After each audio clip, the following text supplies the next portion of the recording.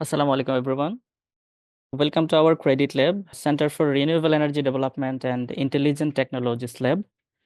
সবাইকে আজকের ওয়েবিনারে স্পেশালভাবে ওয়েলকাম করছি। আমি Mohammad Mohiuddin Mohin, instructor credit lab. আমাদের ক্রেডিট ল্যাব কর্তৃক আয়োজিত আমাদের সিরিজ ওয়েবিনার, ওয়ার্কশপ এবং সেমিনারের অংশ হিসেবে আজকে আমাদের দ্বিতীয় ওয়েবিনারটি অনুষ্ঠিত হতে যাচ্ছে। আমাদের আজকের ওয়েবিনারের বিষয়বস্তু হচ্ছে the art of literature review, read, analyse and right. এই ওয়েবিনারে স্পিকার হিসেবে আছেন Mohammad Ashraful Islam, instructor credit lab. তো আজকের বিষয়বস্তু যেহেতু লিটারেচার রিভিউ, গবেষণা বা রিসার্চের ক্ষেত্রে অত্যন্ত গুরুত্বপূর্ণ একটি পার্ট হচ্ছে লিটারেচার রিভিউ। আমি যদি প্রাইমারিলি ছোটখাটো কিছু বিষয় বলতে চাই লিটারেচার রিভিউ নিয়ে, মানে গবেষণা বা রিসার্চের প্রাইমারি পার্টই হচ্ছে একটা লিটারেচার রিভিউ। কোনো একটা প্রবলেমের কতটুকু হচ্ছে সলভ হইছে বা সলভ হওয়া সম্ভব, বা আমাদের হচ্ছে আহ, এর আগে কতটুকু কাজ হইছে, বা এটা নিয়ে আমাদের গ্যাপ ফাইন্ডিং এর বিষয়গুলো নিয়ে জানা, তারপরেই হচ্ছে আমাদের রিসার্চের দিকে আগানো। কারণ হচ্ছে আমাকে আগে প্রবলেমটা সম্পর্কে ফাইন্ড করতে হবে, এটা নিয়ে কতটুকু কাজ হয়েছে, কে কাজ করছে না করছে, সেটা জানার পরেই হয়তো বা আমরা আমাদের রিসার্চের দিকে আগাতে পারবো। তো এটা নিয়ে স্যার ব্রডলি বলবেন। আমরা আজকে অত্যন্ত গুরুত্বপূর্ণ কিছু কথাবার্তা স্যারের কাছ থেকে শুনতে পারবো, আশরাফুল স্যারের কাছ থেকে। আমাদের মূল যে টপিক, এটাতে আমরা চলে যাব এখন। আমাদের বিষয়টা হচ্ছে the art of literature review, read, analyse and right. এটা নিয়ে কথা বলবেন আমাদের speaker MD Ashraful Islam, instructor credit lab. আমি স্যারের সাথে ফ্লোরটা শেয়ার করতে চাই। ধন্যবাদ সবাইকে। স্যার, শুরু করতে পারেন।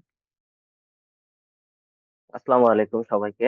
আপনাদের জন্য আমরা আজকে একটা খুবই গুরুত্বপূর্ণ বিষয়ের উপরে একটা ওয়েবিনার আয়োজন করেছি। এটা হচ্ছে যে the art of literature review, read, analyze and right.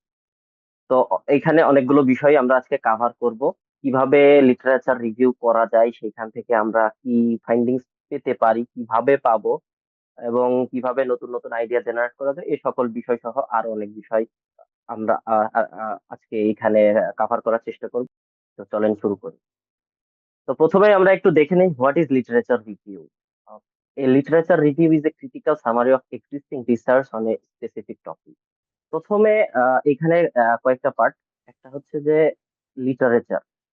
এখানে লিটারেচার আমরা যতবারই উল্লেখ করব, সেটা বলতে আমরা কোনো publish conference paper, journal paper, অথবা কোনো এমন ডকুমেন্ট যেটার অফিসিয়ালি ক্রেডিবিলিটি আছে, যেটার ভ্যালু আছে। তো আর রিভিউ মানে তো কি, পর্যালোচনা করা। রিভিউ মানে হচ্ছে পর্যালোচনা করা, যে একটা লিটারেচারকে আমরা পর্যালোচনা করে, এবং সেটা হচ্ছে ক্রিটিক্যাল। মানে আপনি জাস্ট শুধু গুণগান করার জন্য পর্যালোচনা করবেন তা না, সেইটার দোষ খোঁজার জন্য আপনাকে পর্যালোচনা করতে হবে। এবং existing research topic on specific topic. তো এইটা হইতে হবে আপনার একটা স্পেসিফিক টপিকের উপরে। তো আমরা কেন লিটারেচার রিভিউ করব বা এটা করে আমাদের লাভ কি? এটা হচ্ছে it helps to identify gaps. আমরা যখনই একটা রিসার্চ শুরু করতে চাই, বা যারা থিসিস নতুন করে শুরু করতে চায়, তো সবাই একটা গভীর সমুদ্রে পড়ে যায় যে কিসের উপরে রিসার্চ করব বা কিসের উপরে থিসিস করব। তো রিসার্চ, আমাদের প্রথম ওয়েবিনারে আমরা কভার করছিলাম যে তারা কিভাবে রিসার্চ শুরু করবেন। তো রিসার্চটা শুরুই হয় হচ্ছে, আপনারা যদি প্রথম ওয়েবিনারের ভিডিওটা দেখেন, তো রিসার্চ শুরুই হয় হচ্ছে কোনো একটা কোশ্চেন দিয়ে। এবং এই কোশ্চেনটা দুই ভাবে আসতে পারে। একটা হচ্ছে যে আপনার পারিপার্শ্বিক বিভিন্ন সমস্যা থেকে, যেগুলো আপনি ফেস করতেছেন বা যেগুলো আপনি অবজার্ভ করতেছেন। আরেকটা আসে হচ্ছে যে বিভিন্ন মানুষ বিভিন্ন সময়ে তারা যে গবেষণা চালাচ্ছে এবং তারা যে গবেষণাগুলো পাবলিশ করতেছে, আমাদের সামনে উপস্থাপন করতেছে, সেইখানে এক্সিস্টিং তারা কাজ করার পরে আমাদের আরো ফিউচারে সেই কাজটাকে আরো এগিয়ে নেওয়ার জন্য যেই স্কোপটা থাকে, সেটাই হচ্ছে জ্ঞান। আর আরেকটা উদ্দেশ্য হচ্ছে আন্ডারস্ট্যান্ড ট্রেন্ড। মানে দেখা যাচ্ছে ফিউচারের আমরা রিসার্চ আমরা কেন করি? রিসার্চ আমরা করি হচ্ছে আমাদের জীবনকে, আমাদের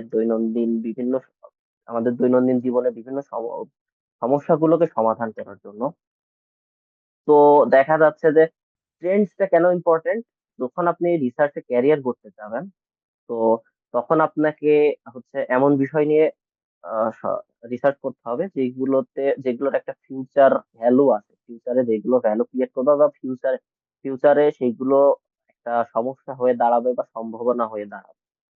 তো এই বিষয়টা কোনটা সমস্যা হবে বা কোনটা সম্ভাবনা হবে, কোন বিষয়টা অলরেডি সলভ হয়ে গেছে, সেটা জানার জন্য আমাদের লিটারেচার রিভিউ করা জরুরি। এবং আপনি যখন একটা টপিক পেয়ে যাবেন, তখনও আপনার ওই ওই টপিকের উপরে বিভিন্ন নলেজ এক জায়গায় অ্যাকোয়ার করার জন্য আপনাকে লিটারেচার রিভিউ করতে হবে। এরপরে আমরা দেখি, চলেন, purpose of literature review.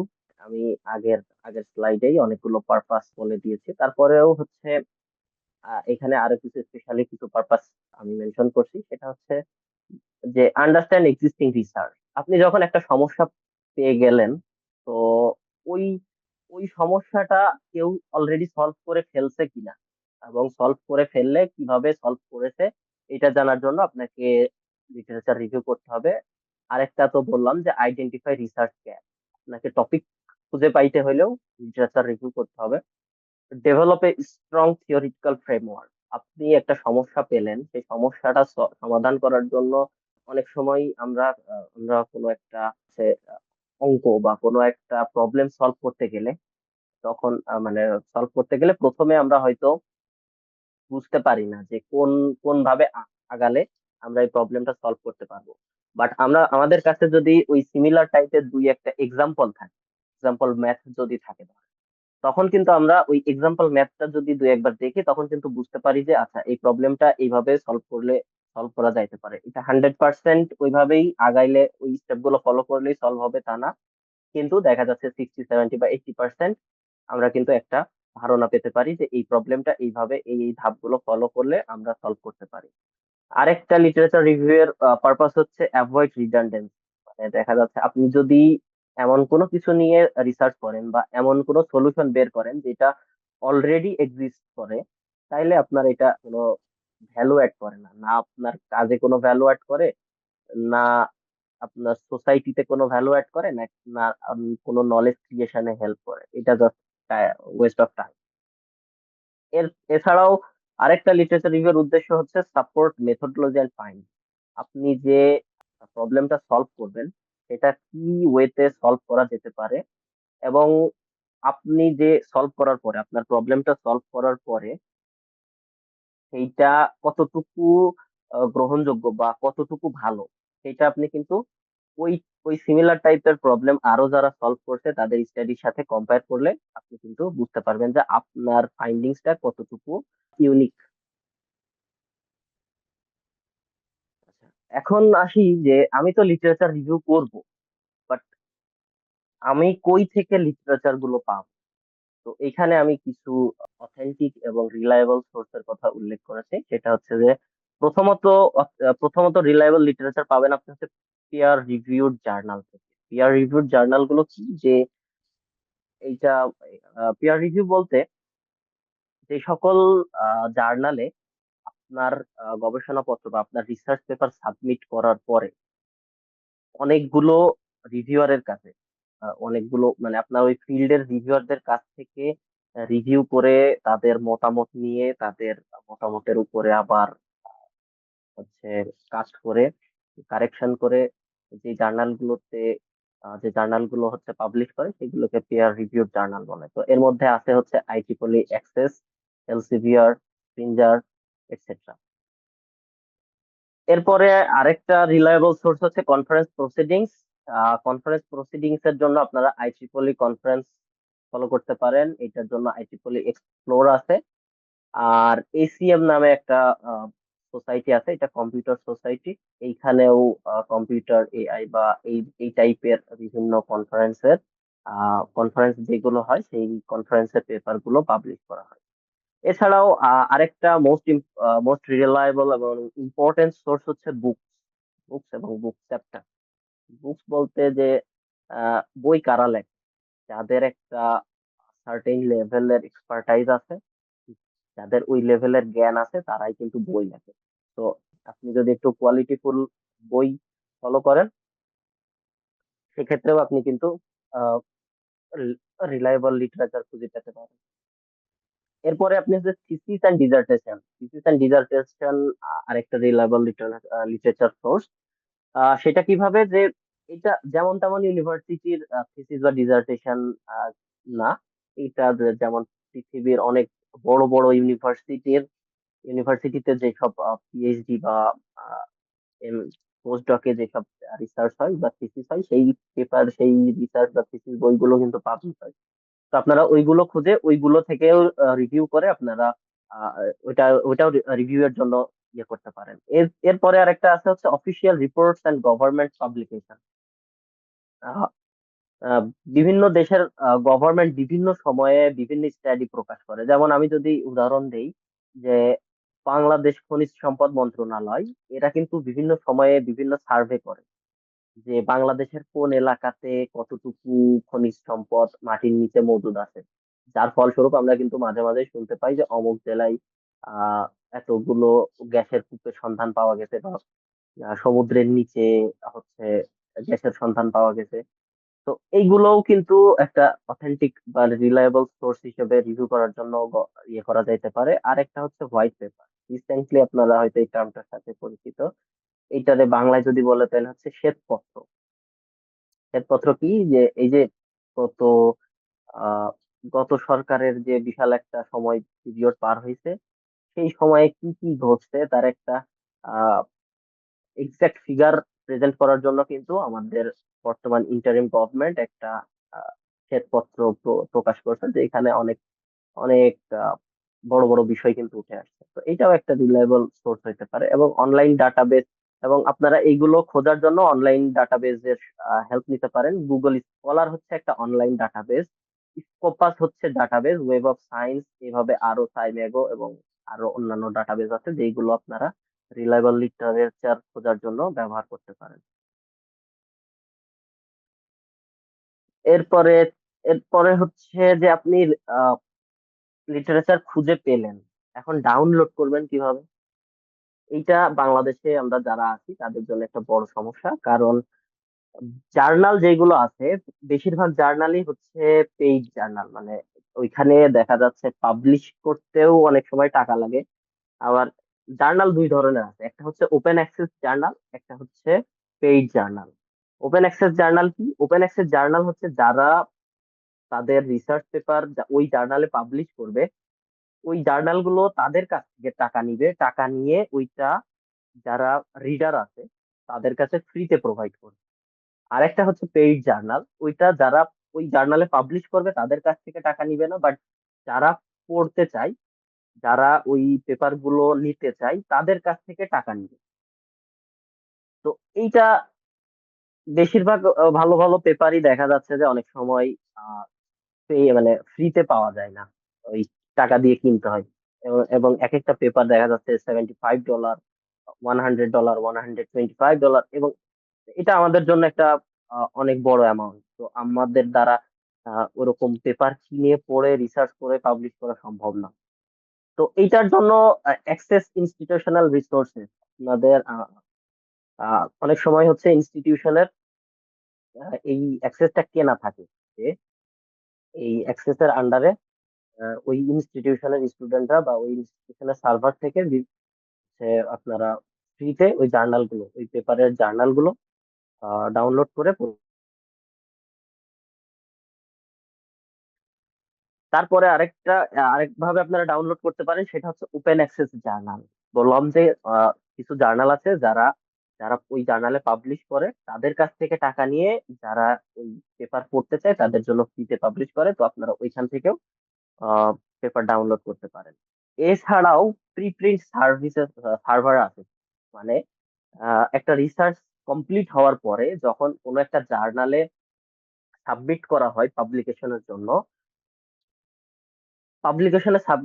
Publication হওয়ার জন্য সাবমিট করার পরে কিছু প্রি প্রিন্ট সার্ভার আছে। প্রি প্রিন্ট বলতে দেখা যাচ্ছে ওইটা পাবলিকেশনের জন্য সাবমিট করা হয়েছে, কিন্তু ওই পেপারটাই আবার আপনার আপনার মালিকানাতে কোনো একটা ওয়েবসাইটে আপনি ওইটা দিতে পারবেন। ওইখানে যারা বিভিন্ন রিডার আছে, যারা ধরেন আপনার মতো ওই গবেষণাপত্র বা পেপার খুঁজতে যাবে, তারা যাতে আগে থেকেই আপনার পেপারটা দেখতে পারে এবং পড়তে পারে এবং বিভিন্ন মতামত দিতে পারে। তো এর মধ্যে আছে হচ্ছে আরজিভ, রিসার্চগেট, মেডিকেল ফিল্ডের জন্য পাবমেড, এরকম এগুলো হচ্ছে প্রিপ্রিন্ট সার্ভার। এছাড়াও আরেকটা সুন্দর ওয়ে হইতে পারে পেপার ডাউনলোড করার। অনেক সময় দেখা যাচ্ছে যে পেপার গুলো আমরা ফ্রিতে পাই না। তো আপনি ওই পেপারের যে সকল অথর আছে ওই অথরদের মেইল আপনারা ওই পেপার থেকেই পেয়ে যাবেন। মেইলটা পাওয়ার পরে আপনি যদি ওই অথরকে সুন্দর করে একটা মেইল লিখেন যে D R X Y Z or D R sir, আমি আপনার পেপারটা আপনার পেপারের টাইটেল অবস্ট্রাক্ট দেখে আমার ইন্টারেস্ট, আপনার পেপারের প্রতি ইন্টারেস্ট বেড়েছে। তো আমি আপনার পেপারটা কেনার মতো সামর্থ্য আমার নেই। তো দয়া করে আপনি যদি আমাকে আপনার পেপারটার একটা সফট কপি প্রোভাইড করেন, তাহলে আমি কৃতজ্ঞ থাকবো। তো বেশিরভাগ ক্ষেত্রেই তারা আপনার মেইলের রিপ্লাই করবে, অনেক সময় নাও করতে পারে। এখন এত সকল সবকিছু হওয়ার পরেও যে আপনি আহ পাবেন তার কোনো গ্যারান্টি নাই। এই জন্য, যদিও এটা আর কি বলা এথিক্যাল না, বাট আমরা যেহেতু বাংলাদেশে থাকি এবং আমাদের অনেক লিমিটেশন আছে, তো আপনারা সাই হাব থেকে পেপার ডাউনলোড করতে পারেন। সাই হাব হচ্ছে একটা ওয়েবসাইট যেখানে হচ্ছে দেখা যাচ্ছে যারা বিভিন্ন সময়ে ওই পেপার গুলো কিনে বা পেপার গুলো কালেকশন করে ওই সাই হাবের সার্ভারে ওইটা জমা থাকে। এবং আপনি চাইলে ওইখানে গিয়ে ডিওআই নাম্বার দিয়ে অথবা ওই পেপারের টাইটেল দিয়ে ওই পেপারটা ওইখানে যদি সার্চ দেন এবং ওই সার্ভারে যদি থাকে, তো ওইখান থেকে আপনি পেপারটা ফ্রিতে ডাউনলোড করতে পারেন। বাট সাই হাবেও যে সব পেপার থাকবে তা না। আহ, দেখা যাচ্ছে এখন 2025 চলতেছে, দেখা যাচ্ছে ছাই হাবে 2023-এর পেপারও দেখা যাচ্ছে 60-70% পাবেন। 24-এর পেপার 50-40-50% পাবেন। 25-এর পেপার গুলো এখনো না পাওয়ার সম্ভাবনাই বেশি। তো আমরা আমরা দেখবো আর কি কিভাবে পেপার ডাউনলোড করে, সব প্রসেস গুলো আমরা দেখবো। চলেন আমরা এখন দেখি যে কিভাবে আমরা পেপার ডাউনলোড করব। আমরা এতক্ষণ যে বিষয়গুলো দেখলাম ওই বিষয়গুলো আমরা এখন একটু সরাসরি দেখি বা লাইভে আসলে বিষয়গুলো কিভাবে কাজ করে, আহ, সেটা আমরা এখন একটু দেখবো। তো প্রথমেই হচ্ছে আমরা আমাদের টপিকের উপরে তো লিটারেচার খুঁজতে হবে, তাই না? তো লিটারেচার খোঁজার জন্য সবচেয়ে ইজিয়েস্ট ওয়ে হচ্ছে গুগল স্কলার। আপনারা জাস্ট গুগল ব্রাউজারে বা যে কোনো ব্রাউজারে গিয়ে গুগল স্কলার লিখে সার্চ দিলে আপনাদের প্রথমের দিকে আসার কথা। যেহেতু আমি ফ্রিকুয়েন্টলি ইউজ করি সেহেতু আমার প্রথমেই দিছে, আপনাদের ক্ষেত্রেও দেওয়ার কথা। তো গুগল স্কলারে যদি আপনি যান, তো এইখানে দেখেন গুগলের মতোই আরেকটা সার্চ বার আপনারা দেখতে পাচ্ছেন। তো এইখানে আপনি আপনার টপিকের উপরে যে কোনো কিওয়ার্ড লিখে সার্চ দিলেই গুগলের মতো করে এটা খুঁজে আপনাকে একটা রেজাল্ট দিবে। তো আমরা চলেন একটু সার্চ দেই। কিসের উপরে সার্চ দিলে ভালো হয়, কেউ একজন একটু বলেন যে কিসের উপরে সার্চ দিলে। স্যার, সোলার প্যানেল এবং বায়োমাসের মাধ্যমে স্যার বিদ্যুৎ উৎপাদন করে একটা নির্দিষ্ট এরিয়াতে আমরা বিদ্যুৎ সাপ্লাই দিব, অর্থাৎ বিদ্যুতের আচ্ছা ঘাটতি চলেন, পূরণ করব। সোলার বায়োমাস পাওয়ার প্ল্যান্ট লিখে সার্চ দিতে হবে।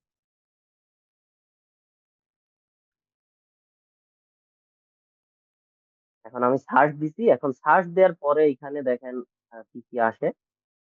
এখন এইখানে দেখেন একদম বাম পাশে তো গুগল স্কলারের এখানে উপরে সার্চ বার আছে। আপনার যদি প্রোফাইল থাকে সেটা ডান পাশে শো করবে। এবং এখানে আপনি কিছু পেপারের দেখতে পাচ্ছেন।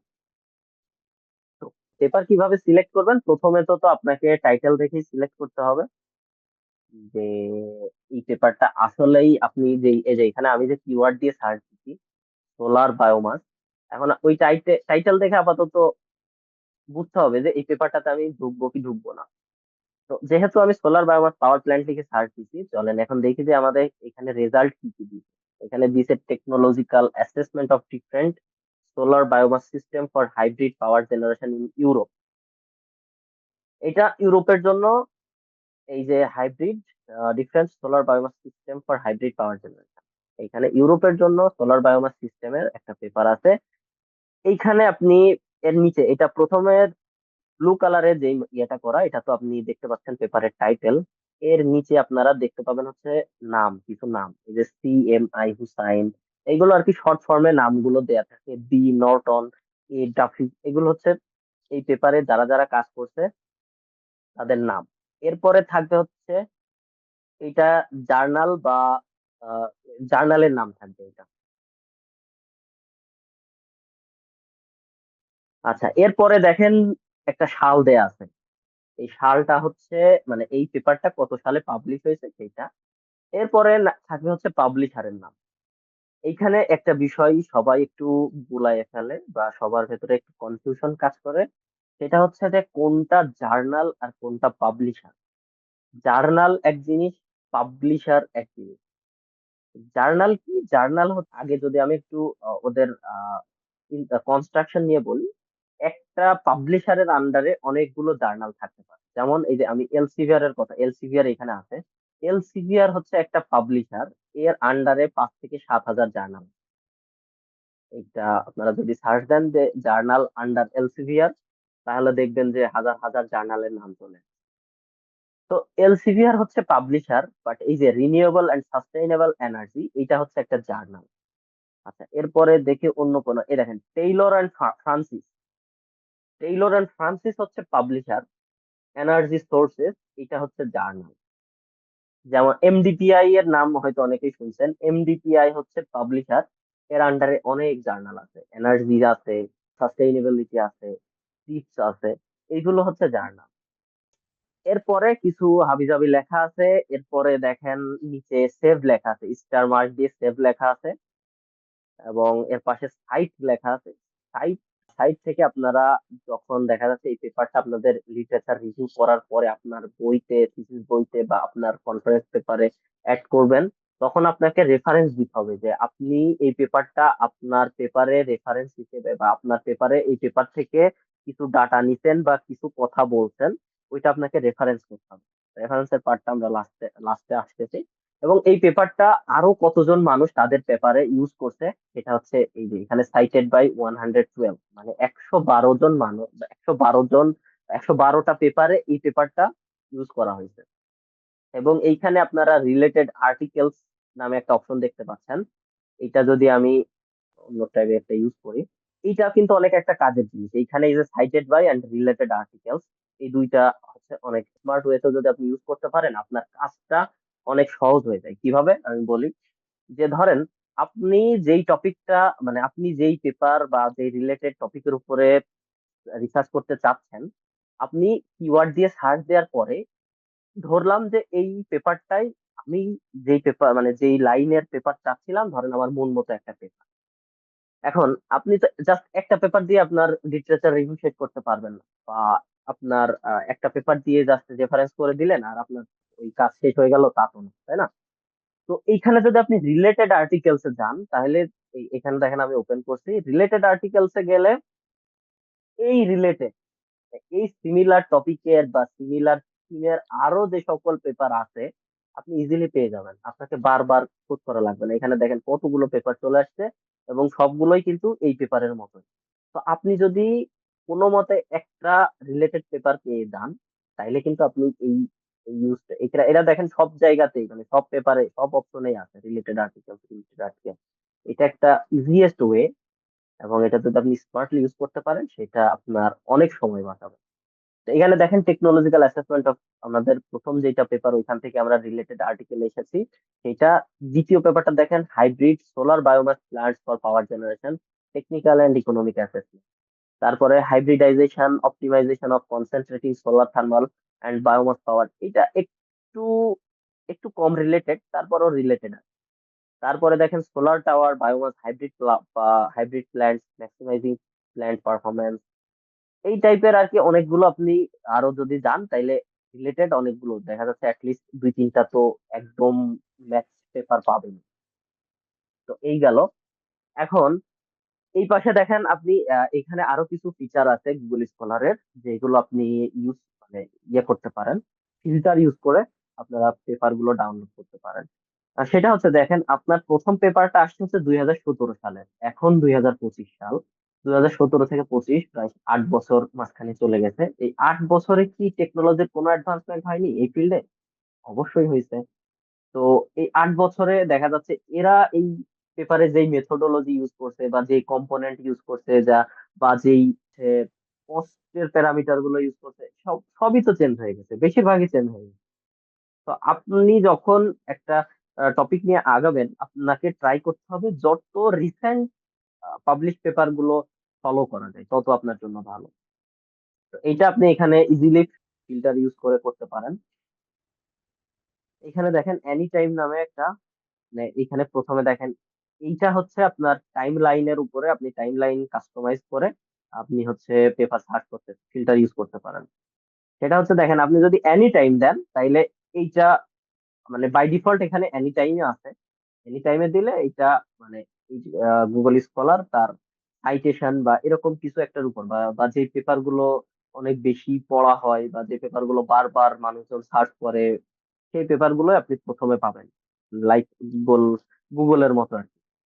এরপরে দেখেন লেখা আছে কি সিন্স 2025, সিন্স 2024, সিন্স 2021। এখন আমি সিন্স 2021 যদি ক্লিক করি, তার মানে এইটা বর্তমান সময় থেকে 2021 সালের মধ্যবর্তী সময় বা 2021 সাল থেকে বর্তমান সময় পর্যন্ত যে পেপার গুলো পাবলিশ হয়েছে জাস্ট সেই পেপার গুলোই আপনাকে শো করবে।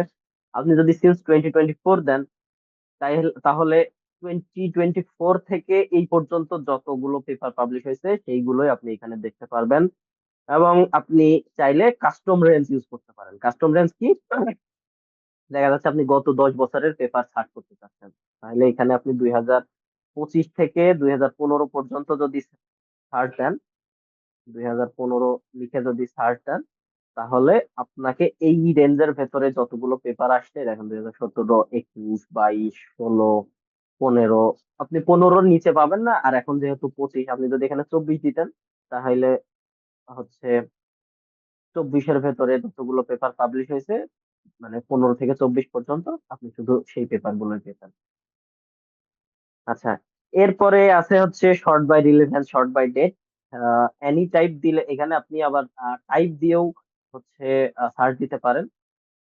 আমরা জানি পেপারে দুই ধরনের আছে, একটা হচ্ছে রিভিউ আর্টিকেল আর আরেকটা হচ্ছে অরিজিনাল পেপার। অরিজিনাল পেপার হচ্ছে যেখানে একটা অরিজিনাল আইডিয়া নিয়ে একটা ইউনিক আইডিয়া নিয়ে কাজ করা হয়, আর রিভিউ পেপার হচ্ছে যেখানে অনেকগুলো অরিজিনাল পেপারকে সামারাইজ করে অ্যানালাইসিস করে একটা পেপার করা হয়, সেটা হচ্ছে রিভিউ পেপার। আপনি যদি রিভিউ পেপার লিখতে চান বা রিভিউ পেপার করতে চান, আম, আমাদের ফার্স্ট ভিডিওতে আপনারা দেখলে বুঝবেন যে রিভিউ পেপারও আপনাদেরকে নতুন আইডিয়া খুঁজতে অনেক সাহায্য করে এবং আপনার নতুন গ্যাপ খুঁজতে আপনাকে সাহায্য করে।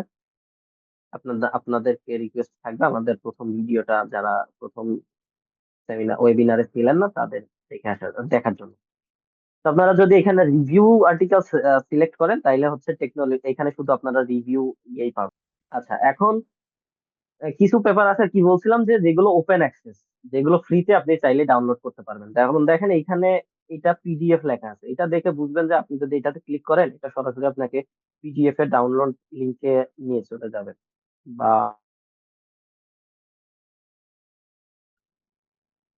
বা আপনি হচ্ছে পিডিএফ পাওয়ার সম্ভাবনা আছে আর কি। অনেক সময় হয় কি, এই যে দেখেন আমি পিডিএফ এ ক্লিক করছি, এখানে একটা বিষয় দেখেন আমি প্রথমে লিংকে ক্লিক করছি, আমাকে নিয়ে চলে গেছে যে এই যে renewable and sustainable energy reviews, এটা হচ্ছে জার্নাল। নরমালি আপনি এখানে পেপার ডাউনলোড করার কোনো অপশন খুঁজে পাবেন না। দুইটা অপশন পাবেন দেখেন, অ্যাক্সেস থ্রু ইয়ার অর্গানাইজেশন আর একটা হচ্ছে পারচেজ পিডিএফ। এখন যদি আমি পারচেজ পিডিএফ এ যাই তাহলে দেখেন কত টাকা চাই।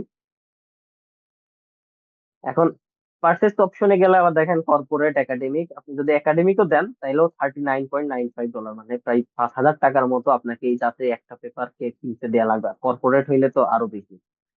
তো প্রথমে এইখানে এসে দেখেন আমি কিন্তু খুঁজে পাচ্ছি না যে কই থেকে ডাউনলোড করবো। আর আপনি যদি মানে এটা ওপেন অ্যাক্সেস জার্নালে পাবলিশ না বা মানে এটা যারা পাবলিশ করছে তারা ওপেন অ্যাক্সেসলি পাবলিশ করেনি, যে কারণে আপনাকে টাকা দিয়ে কিনতে হবে।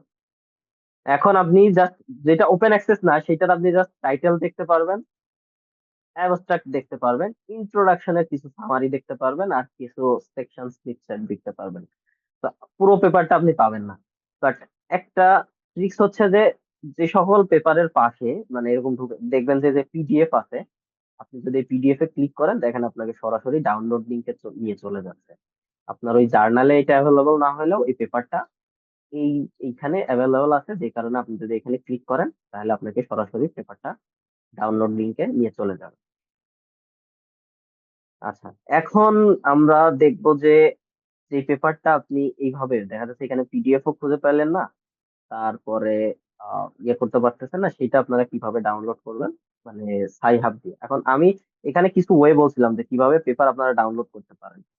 তো একটা তো হচ্ছে ইনস্টিটিউশনাল রিসোর্সেস, যেমন হচ্ছে গ্রিন ইউনিভার্সিটি অফ বাংলাদেশের লাইব্রেরিতে আইট্রিপল অ্যাক্সেস এবং স্প্রিনজারের অ্যাক্সেস তাদের আছে, মানে এই দুইটা জার্নালের 80% পেপার আপনারা মোটামুটি গ্রিন ইউনিভার্সিটির লাইব্রেরি থেকে অ্যাক্সেস করতে পারবেন। তো এইটা একটা ওয়ে। আর একটা হচ্ছে যদি সেটা ওপেন অ্যাক্সেস জার্নাল হইতো, ওপেন অ্যাক্সেস হইলে তো ডাউনলোড করতে পারবেন। তারপরে প্রিপ্রিন্ট সার্ভার, এটা আমরা একটু পরে আসতেছি। রিকোয়েস্ট ফ্রম অথর, এখন এইটাও দেখা যাচ্ছে যে এটাও একটু টাইম কনজিউমিং, মানে আপনি তারে মেইল দিবেন, ওই অথর রিপ্লাই করবে কি করবে না তার তো কোনো গ্যারান্টি নেই। এখন আপনারা প্রথমত দেখতে পারেন যে আপনারা যদি ইনস্টিটিউশনাল থেকে অ্যাক্সেস পাইতে পারেন তো পাইলেনই, অথবা ওপেন অ্যাক্সেস হইলে তো কথাই নাই, অথবা আপনারা এরপরে যেটা ট্রাই করতে পারেন সেটা হচ্ছে সাই হাব। সাই হাব থেকে কিভাবে পেপার ডাউনলোড করবেন চলেন সেটা দেখি। জাস্ট গুগল ব্রাউজারে গিয়ে লিখবেন সাই হাব। এখন সাই হাব লেখার পরে আপনারা দেখেন এখানে প্রথমেই লিংক চলে এসেছে। এইটা আমি বেশিরভাগ সময় ঢুকি বলে এখানে আমার এটা প্রথমে আসছে। আপনাদের অনেক সময় এই যে হলুদ কালারের এইটাও আসতে পারে বা অন্যান্য ইয়েও আসতে পারে। এইখানে যদিও সবগুলোই সাই হাব, বাট এর মধ্যে কিছু ডিফারেন্স আছে। মানে ধরেন যে এই যে এখানে ব্রাউন কালারের যেই লোগো সম্বলিত সাই হাবটা দেখতে পাচ্ছেন, অনেক সময় এমন হয় যে মানে অনেক সময় বলতে দেখা যাচ্ছে খুব কম সময়ই হয়, 10% টাইমে এমন হয় যে আপনি যদি এইখানে এই লিঙ্কে গিয়ে পেপারটা না পান, অনেক সময় মাঝে মাঝে এই হলুদ এই লিঙ্কে গিয়ে পেপারটা পাইতে পারেন। তো আমরা চলেন প্রথমে এই লিঙ্কে গিয়েই দেখি। তো এইখানে সাইহাবের ইন্টারফেস এইটা। তো এইখানে দেখেন এন্টার ইউর রেফারেন্স, এখানে রেফারেন্স আপনি কি দিবেন? রেফারেন্সে দিবেন হচ্ছে আপনার পেপারের সিওআই নাম্বার অথবা টাইটেল। তো আমরা চলেন একটা পেপারে যাই যেটার অ্যাক্সেস আমরা করতে পারতেছি না, বা যেটা এখানে আমাদের পাশে কোনো, এই পেপারে দেখেন এখানে পাশে কোনো ইয়া নাই, পিডিএফ নামে কোনো অপশন নাই, তার মানে এটা আমি পাবো না। তো আমি যদি এই পেপারে ঢুকি, ঢুকেও আমি দেখতে পাচ্তেছি এখানে অ্যাক্সেস টু ইয়ার অর্গানাইজেশন আর পার্সেস পিডিএফ, পার্সেস পিডিএফ এ গেলে তো টাকা চাবে, তো আমি এখানে যেতে পারছি না। তো তখন আপনি কি করবেন এই পেপারটা পাওয়ার জন্য? এইখানে দেখেন একটা নাম্বার দেওয়া আছে। এলসিভিআর এ ঢুকলে মানে এলসি সায়েন্স ডিরেক্ট বা এলসিভিআর এ ঢুকলে আপনি সবসময় ডিওআই নাম্বারটা এখানে পাবেন। ডিওআই নাম্বারটা এখানে পাবেন। এটা হচ্ছে প্রত্যেকটা পেপারের একটা ইউনিক আইডি থাকে, মানে আপনাদের স্টুডেন্ট আইডি যেমন থাকে, প্রত্যেকটা পেপারের এরকম একটা ইউনিক আইডি থাকে। তো এই নাম্বারটা জাস্ট কপি করবেন এখান থেকে, কপি লিংক অ্যাড্রেস কপি করে আপনি জাস্ট এইখানে গিয়ে যদি সার্চ দেন, তাহলে যদিও দেখেন এখানে unfortunately I have doesn't have the requested document, আচ্ছা নাই। তো এখন আমরা আরেকটা যে লিংক আছে ওইখানে গিয়ে একটু ট্রাই করে দেখি যে এখানে আছে কিনা। তো এখানে এখানেও যদি না থাকে তাইলে তো আমাদের ওই বাকি ওয়ে গুলো ট্রাই করতে, এইখানেও নাই। তার মানে এই পেপারটা এখন আমাকে হয় এটা যদি আমার খুব লাগেই তাইলে প্রিপ্রিন্ট সার্ভারে গিয়ে আমরা আরেকটা ট্রাই দেখতে পারি। প্রিপ্রিন্ট সার্ভার কি? আর আর্চিভ, রিসার্চ গেট, এই দুইটা হচ্ছে প্রিপ্রিন্ট সার্ভার। তো আমি রিসার্চ গেটটা দেখাচ্ছি, যেহেতু আমি এটা ফ্রিকোয়েন্টলি ইউজ করি, আপনারা আর্চিভটা হচ্ছে ইয়ে করতে পারেন। রিসার্চ গেট লিখে যদি আপনারা গুগলে সার্চ দেন, তো আপনাদের কাছে প্রথমেই এই যে এরকম আর জি লোগো সম্বলিত একটা ওয়েবসাইট আসবে। তো আমরা চলেন যাই, এখানে গেলে আপনারা ইয়ে পাবেন। এখানে দেখেন ডিসকভার রিসার্চ নামে একটা অপশন আছে। তো এখানে গিয়ে আপনি টাইটেল লিখে যদি সার্চ দেন, আমরা এই পেপারটা খুঁজতেছিলাম, ওই গেল এটা। এই যে এইটা টাইটেল লিখে যদি সার্চ দেন তাইলে অনেক সময় এখানে থাকতেও পারে। তো এইখানে গিয়ে যদি আমি সার্চ দিই তবে অনেক সময় থাকতেও পারে। এইটাই কি আনজিপ বায়োমাস পাওয়ার প্ল্যান্ট? হ্যাঁ, এই দেখেন এখানে আছে। এইটার অথর দেখেন এইচএন আব্বাসি, এইটার অথরও দেখেন এইচএন আব্বাসি। তো আপনারা এইখানে এখানেও আবার যে সবসময়ই হচ্ছে পিডিএফটা আপলোড করা আছে, এখানেও দেখেন পিডিএফ আপলোড করা নাই। তো এখানে আবার কি করতে পারেন, এখানে যে রিকোয়েস্ট ফুল টেক্সট পিডিএফ, এটা মানে হচ্ছে আপনার এই যে এখানে যে বললাম রিকোয়েস্ট ফ্রম অথর, আপনি তো ডিরেক্টলি তাকে মেইল করতে পারেন, অথবা আপনার যদি রিসার্চগেট আইডি থাকে, আপনি যদি এখানে রিকোয়েস্ট ফুল টেক্সট পিডিএফ এখানে এখানে ক্লিক করেন, তাইলে এখানে আপনাকে মানে তার কাছে একটা নোটিফিকেশন যাবে যে অমুক ব্যক্তি আপনার কাছে পেপারটা চাইছে। সে যদি আপনাকে প্রোভাইড করে, তাইলে তো হচ্ছে আপনি ওইটার পিডিএফ পেয়ে গেলেন। তো আপনারা এইভাবে পেপার ডাউনলোড করতে পারেন। তো পেপার ডাউনলোড করার প্রথমে কি বললাম যে access institutional resource paper, open access journal হলে তো আপনি ওইটা খুব সহজে পেয়েই যাচ্ছেন। আচ্ছা, ওপেন অ্যাক্সেস জার্নালের আমি যদি একটা নমুনা দেখাই, ইসিএমএক্স হচ্ছে একটা open access journal, energy conversion and management x. এইখানে গিয়ে যদি আমি সার্চ দেই পিভি ধরেন উইন্ড হাইব্রিড পাওয়ার প্ল্যান্ট, তো এখানে সার্চ দিলে আপনারা অনেক ইয়ে পাবেন আর কি, অনেক পেপার পাবেন। দেখেন এখানে এটা হচ্ছে কি বলছিলাম, এটা অ্যাপ্লাইড এনার্জি পেপার আসছে যদিও, অ্যাপ্লাইড এনার্জি জার্নালের, বাট এলসেভিয়ার বা সায়েন্স ডিরেক্ট পাবলিশারের। এইখানে এটা অ্যাপ্লাইড এনার্জি, এই পেপারটা ওপেন অ্যাক্সেসে পাবলিশ হয়েছে। তো আপনি যদি এখানে ভিউ পিডিএফ এ ক্লিক করেন, তাইলে এই পিডিএফটা এখানে আপনি দেখতেও পারবেন, প্লাস সরাসরি ডাউনলোডও করতে পারবেন। আচ্ছা, অনেক সময় হয় কি যে আপনি ধরেন গুগল স্কলারে সার্চ দিলেন,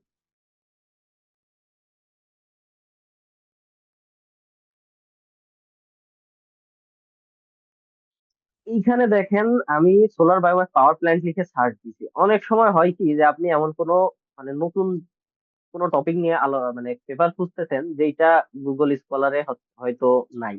বাট অনেক সময় আপনি যদি IEEE এক্সপ্লোর, আপনাদেরকে হচ্ছে আহ, যেই লিটারেচারের যে সোর্স গুলো পড়ছিলাম তার মধ্যে IEEE এক্সপ্লোর হচ্ছে একটা।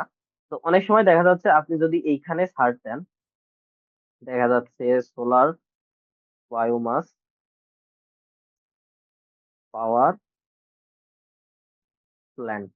তো এইখানে দেখা যাচ্ছে যে অনেক সময় গুগল স্কলার হয়তো যে পেপারটা অনেক নিচে আনতো, যেটা আপনার হয়তো খুঁজে খুঁজে পাইতেন না, তো এইখানে এসে সার্চ দিলে আপনি হয়তো অনেক আপনার রিলেটেড পেপার পেয়ে যাইতে পারেন। বাট এইখানে IEEE এক্সপ্লোর হচ্ছে শুধু কনফারেন্স পেপার পাবলিশ করে, এখানে জার্নালও আছে, বাট কনফারেন্স পেপারই বেশি। IEEE অ্যাক্সেসে গেলে আবার হচ্ছে আপনারা জার্নাল পেপার গুলো অ্যাভেল করতে পারেন।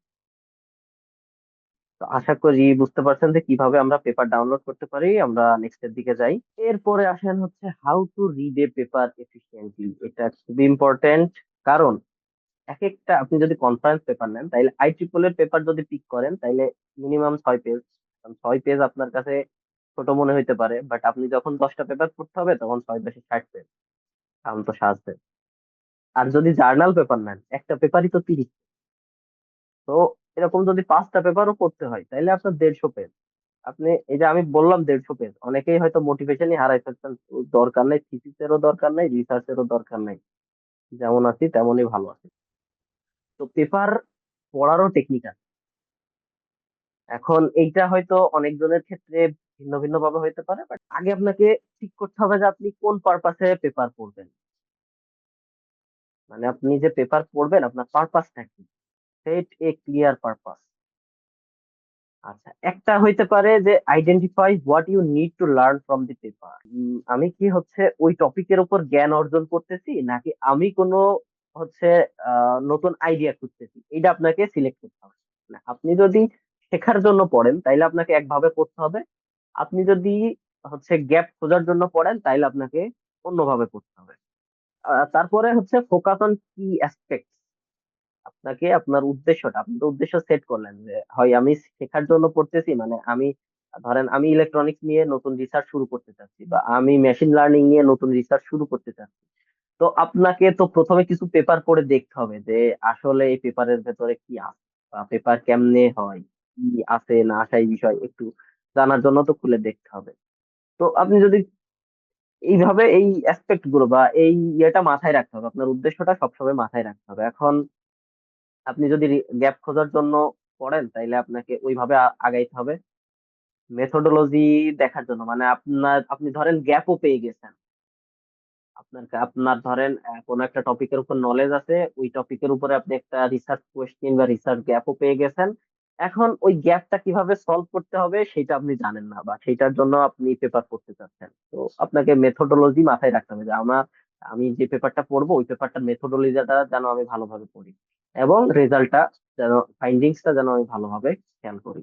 আচ্ছা, পেপার পড়ার সময় আপনারা মেথড একটা SQ3R মেথড একটা আছে, সেটা হচ্ছে এস তে হচ্ছে সার্ভে, কিউ তে কোয়েশ্চেন, আর 3R হচ্ছে রিড, রিসাইট, রিভিউ। তো সার্ভে মানে কি? প্রথমে আপনি হচ্ছে টাইটেল দেখে, মানে আপনি তো সার্চ দিলেন, গুগল স্কলারে সার্চ দিলেন, বা IEEE এক্সপ্লোরে সার্চ দিলেন, বা অন্যান্য যে কোনো জায়গায় সার্চ দিয়ে একটা পেপারের হেডিং, টাইটেল দেখে, তারপরে না, টাইটেল দেখে যদি আপনার মনে হয় যে এই পেপারটা আমার রিলেভেন্ট না, তাহলে তো আপনি কখনোই ওই পেপারটার ভেতরে ঢুকবেন না, বা এইটা ঢোকা একটু টাইম কনজিউমিং। কারণ আপনি তো সব পেপার যদি ঢুকে ঢুকে দেখতে যান, তাহলে দেখা যাচ্ছে অনেক সময় লেগে যাচ্ছে। এরপরে ধরেন আপনি টাইটেল দেখে ঢুকলেন, ঢুকে এখন আপনি যদি সব পাতা, সব লাইন বাই লাইন পড়তে শুরু করেন, তাইলে তো সময়, মানে একটা পেপার পড়তে একদিন, মানে শুরুর দিকে হয়তো একটা পেপার পড়তে আপনার এক সপ্তাহ এক মাসও লাগতে পারে, বাট যারা ধরেন ইন্টারমিডিয়েট লেভেলে আছেন, আপনি যদি লাইন বাই লাইন পড়া শুরু করেন, তাও একদিন লেগে যাবে। তো প্রথমে skim headings, keywords and visual. এটার মানে কি? এটার মানে হচ্ছে প্রথমে আপনি জাস্ট পেপারে ঢুকবেন, ঢুকে দেখবেন যে অ্যাবস্ট্রাক্ট আছে, ইন্ট্রোডাকশন আছে, বা এরকম আরো কি কি আছে, এইগুলো দেখা শুরু করবেন। ধরেন প্রথমে দেখলেন অ্যাবস্ট্রাক্ট, অ্যাবস্ট্রাক্ট তো common part, introduction common part. এরপরে দেখবেন ইন্ট্রোডাকশন যদি সেকশন 1 হয়, সেকশন 1.1 এ কি আছে, সেকশন 1.2 তে কি আছে, সেকশন 2 তে গিয়ে দেখলেন ধরেন লিটারেচার রিভিউ, সেকশন 3 তে গিয়ে দেখলেন যে মেথোডোলজি, সেকশন 3.1 এ ধরেন কি কোনো একটা সাব সাব টপিক আছে। আপনি জাস্ট এই হেডিং গুলো গো থ্রু করবেন, তারপরে কিওয়ার্ড খোঁজার ট্রাই করবেন, বা দেখা যাচ্ছে পেপারের কিওয়ার্ড গুলো কি আছে এইগুলো একটু খেয়াল করবেন। তারপরে ভিজুয়ালটা খেয়াল করবেন। ভিজুয়াল বলতে কি? পেপারে যেই সকল গ্রাফ, যে সকল টেবিল আছে, ওইটা আপনাকে জাস্ট একটু গো থ্রু করে যেতে হবে, বা ওই টেবিল বা ফিগারের হেডিং গুলো আপনাকে একটু মনোযোগ দিয়ে দেখতে হবে। এরপরে হচ্ছে কি করতে হবে? Question note down, key question before reading, মানে এটা হচ্ছে এই যে ফোকাস অন কি অ্যাসপেক্টস, বা identify what you need to learn from the paper. মানে আপনাকে আগে থেকেই সেট করতে হবে, আমি কি খোঁজার জন্য এই পেপারটা পড়তেছি। আমি কি মেথড খোঁজার জন্য পড়তেছি, নাকি আমি গ্যাপ খোঁজার জন্য পড়তেছি। তারপরে হচ্ছে read, focus on relevant section. আপনাকে প্রথমেই সব সেকশন বলা লাগবে না, আমরা হচ্ছে যখন এরপরে দেখবো যে কিভাবে পেপার পড়বেন। আচ্ছা, তারপরে হচ্ছে রিসাইট। রিসাইট হচ্ছে summarize in your own word. আচ্ছা, এখন আপনি যখন লিটারেচার রিভিউ আপনার নিজের পেপার বা আপনার নিজের রিসার্চের থিসিসের জন্য হচ্ছে করবেন, তখন ওই একটা সেকশন, তো ডেডিকেটেড সেকশনই তো থাকবে যে লিটারেচার রিভিউ নামে। তো ওইখানে তো আপনি পুরো পেপারটা তুলে দিতে পারেন না, ওইখানে আপনাকে এই প্রত্যেকটা পেপারকে 2 থেকে 3 লাইনের ভেতরে সামারাইজ করে লিখতে হবে আপনার নিজের ভাষায়। তো এটাই বলতেছে রিসাইট মানে summarize in your own words. তারপরে কি? Review, revisit key component, key points letter.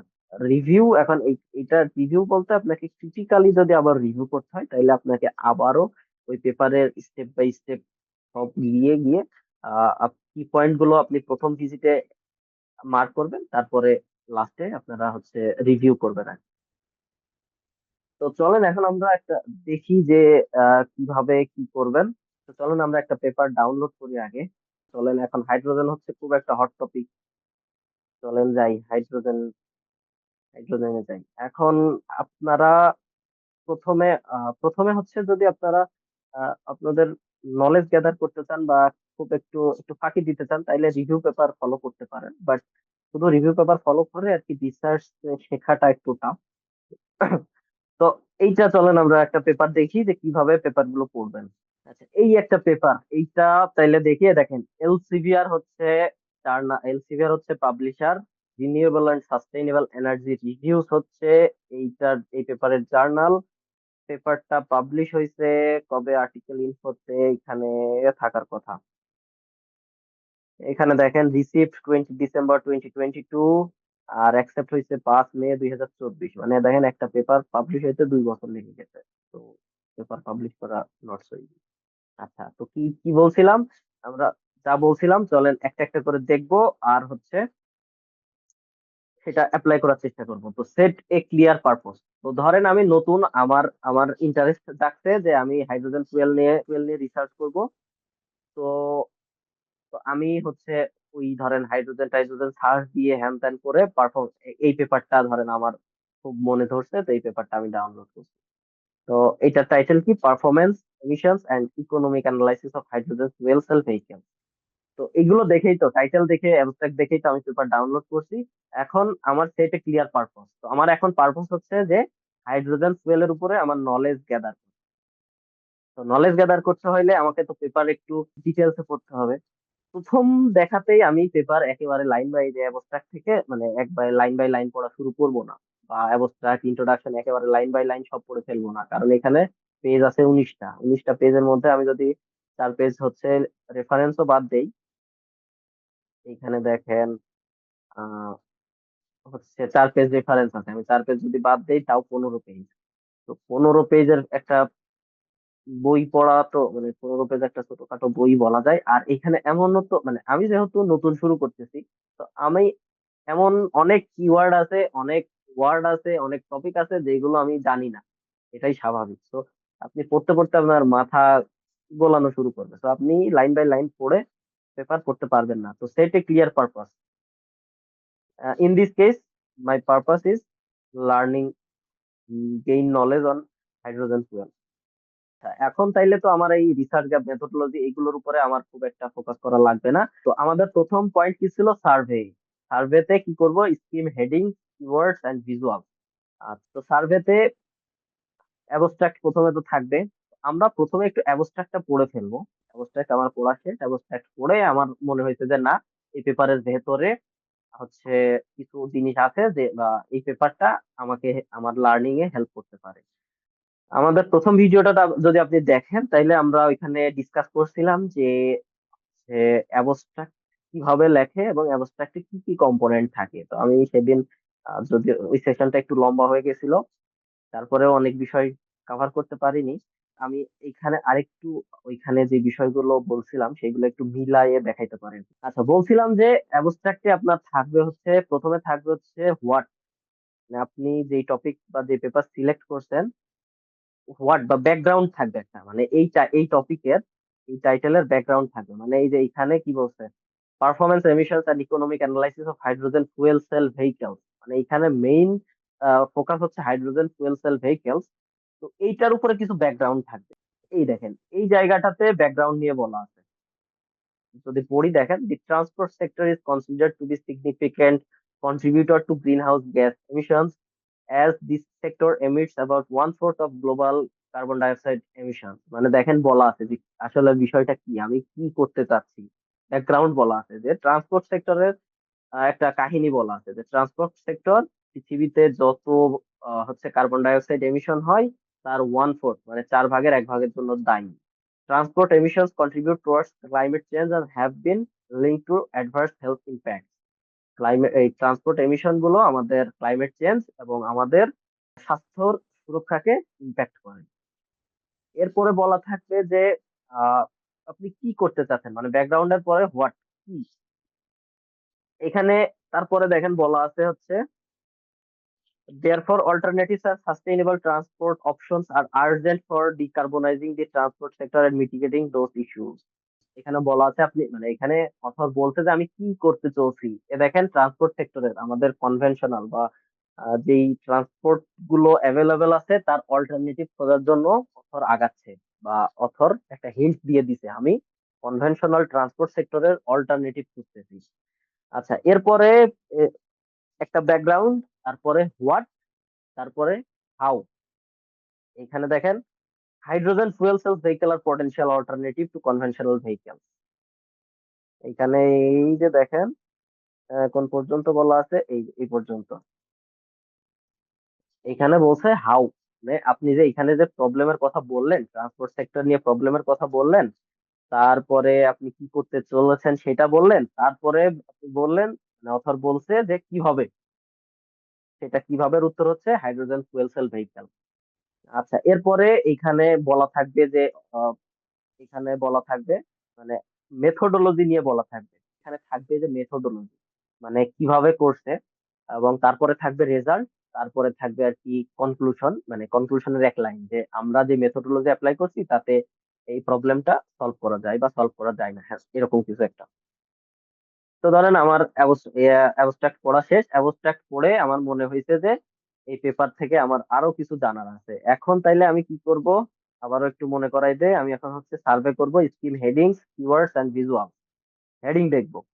তো আমার প্রথম হেডিং আছে হচ্ছে, আচ্ছা কিওয়ার্ড, এখানে অ্যাবস্ট্রাক্টের পাশেই দেখেন কিওয়ার্ড আছে, এটা জার্নাল টু জার্নাল ভ্যারি করতে পারে কই থাকবে। তো hydrogen fuel cell vehicle, electric vehicle performance, হ্যান ত্যান বলা আছে কিছু। কিওয়ার্ড খুব একটা ইম্পর্টেন্ট না, এর চাইতে এই কিওয়ার্ডের চাইতে ইম্পর্টেন্ট হচ্ছে এর ভেতরের কিওয়ার্ড গুলো। যেমন এখানে দেখেন HFCVES, এটা আপনি কিওয়ার্ড হিসেবে নিতে পারেন। HFCS, মানে এইগুলো যেগুলো আপনি আপনার চোখে লাগে আর কি। তো আমাদের এখন আমরা করব হচ্ছে স্কিম হেডিংস এবং ভিজুয়াল। আচ্ছা, স্কিম হেডিংস ইন্ট্রোডাকশন আছে প্রথমে। ইন্ট্রোডাকশনের পরে এখানে দেখেন আমরা ইয়ে পেয়ে গেছি। আচ্ছা, তো আমরা হেডিং দেখবো, হেডিং দেখার পাশাপাশি যে ফিগার গুলো আছে, যে টেবিল গুলো আছে সেগুলো দেখবো। তো ইন্ট্রোডাকশনে এখানে আমি একটা ফিগার দেখতে পাচ্ছি, ফিগার 1 হচ্ছে key components and working principal of a hydrogen fuel cell. তো আমার আমি অবজেক্টিভ কি সেট করছিলাম, এই যে এখানে identify what you need to learn from the paper. তো এইখানে আমার অবজেক্টিভ হচ্ছে লার্নিং, মানে ক্রিটিক্যাল রিভিউ না বা গ্যাপ ফাইন্ডিং ও না, নট গ্যাপ ফাইন্ডিং। আমার এখানে অবজেক্টিভ হচ্ছে লার্নিং। তো লার্নিং এর জন্য কি কম্পোনেন্টস এন্ড ওয়ার্কিং প্রিন্সিপাল এটা জানা তো, বেসিক জানা তো খুবই ভালো। তো আমি পরবর্তীতে আবার এখানে ঘুরে এসে দেখবো, সমস্যা নাই। এরপরে আছে দেখেন একটা গ্যাপ, একটা ফিগার, ফিগার 2 তে কি দেয়া আছে, literature trend of hydrogen production storage and application in vehicle. তো এইখানে 2010 থেকে এই যে 2021 পর্যন্ত hydrogen production, hydrogen storage, hydrogen fuel cell, hydrogen fuel electric vehicle নিয়ে কি কি ধরনের পেপার পাবলিশ হয়েছে, কতগুলো পেপার পাবলিশ হয়েছে সেটার একটা গ্রাফ দেয়া আছে। আচ্ছা, ভালো কথা। এরপরে আমার হেডিং 2 তে আছে hydrogen fuel sell integration into vehicles various. আচ্ছা, 2.1 দেয়া আছে hydrogen fuel cell vehicle topology, মানে হাইড্রোজেন ফুয়েল সেল কি মেথডে কাজ করে, এটার ওয়ার্কিং প্রিন্সিপাল টাইপ। এইখানে দেয়া আছে কম্পারিজন অফ ডিফারেন্ট ভেহিকল। তো এইভাবে আমি একেবারে যতগুলো আছে এক নজর চোখ বুলাই যাবো। এখন সবগুলো দেখার পরে আপনি হয়তো একটা ডিসিশনে আসতে পারবেন যে আচ্ছা এইটা আমার, মানে এই পেপারটা পড়ে আমি কতটুকু শিখতে পারবো কি পারবো না। এখন যদি আপনার হেডিং গুলো দেখে আপনার মনে হয় যে না, আমি শিখতে পারবো না, তো তখন আপনি এই পেপারটা অ্যাভয়েড করবেন। তো এই পর্যন্ত একেবারে কনক্লুশন পর্যন্ত আসবেন। কনক্লুশন পর্যন্ত আসার পরে আপনি জাস্ট কনক্লুশনটা একবার পড়ে ফেলতে পারেন, কারণ কনক্লুশনে আবার পুরো পেপারের একটা সামারি পাওয়া যায় বা পুরো পেপারের রেজাল্ট সহ একটা হাইলাইট পাওয়া যায়। তো পুরো এখানে আপনি কনক্লুশন লেখার বা কনক্লুশন পার্টে কি কি থাকে এটা আমাদের প্রথম ভিডিও দেখলে জানতে পারবেন। তো ওইটা মিলায়ে দেখতে পারেন যে আসলে ওই বিষয়গুলো আছে কিনা। তো কনক্লুশনটা পড়ে ফেললেন, তো সব পড়া শেষ। এরপরে হচ্ছে আহ, এরপরে আপনি যাবেন হচ্ছে ফোকাস অন রিলেভেন্ট সেকশন। এখন এই সব সেকশন দেখার পরে কোনো কোনো সেকশন, কয়েকটা সেকশন আপনার কাছে মনে হবে যে এইটা দেখা দরকার আছে, এইটা একটু কম দেখলেও হবে বা এইটা সম্পর্কে আমি জানি, আর এইটা না দেখলেও চলবে। তো যেগুলো আপনার কাছে বেশি ইম্পর্টেন্ট মনে হবে সেগুলো আপনি দেখবেন, যেগুলো আপনার কাছে কম ইম্পর্টেন্ট বা আপনি আগে থেকে জানেন, এটা হচ্ছে লার্নিং এর ক্ষেত্রে। লার্নিং, গ্যাপ ফাইন্ডিং এর ক্ষেত্রে। তো সেইভাবে পড়লেন, তারপরে হচ্ছে summarize in your own words. তো এটা আপনি সংক্ষেপে লিখে ফেলবেন।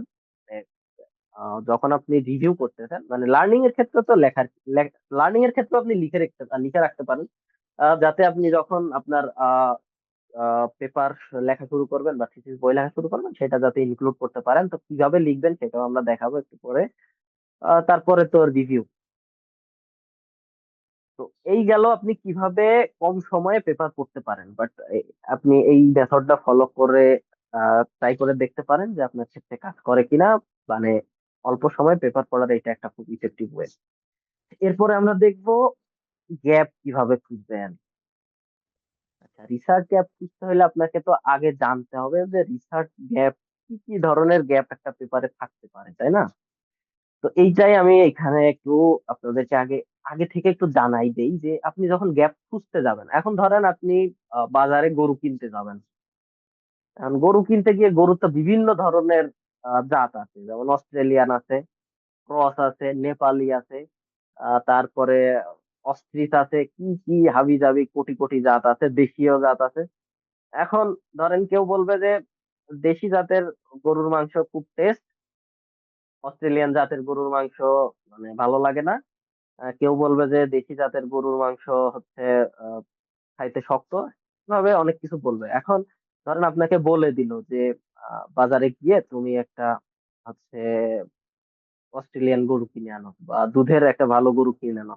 এখন দুধের আহ, কোন গরু দুধ ভালো দেয় সেটা তো আপনাকে আগে জানতে হবে যে এই গরুটা কিনলে আমি দুধ ভালো পাবো। তো এইভাবে আর কি আপনি যখন ফিজিক্যালি অ্যানালাইসিস করতে যাবেন, আপনাকে তো আগে জানতে হবে যে আচ্ছা মানে কি কি ভুল একটা মানুষ পেপারে নর্মালি করে থাকে। তো এর মধ্যে এক নাম্বার হচ্ছে এভিডেন্স গ্যাপ। এভিডেন্স গ্যাপ বলতে কি, when there is insufficient or conflicting evidence on a topic.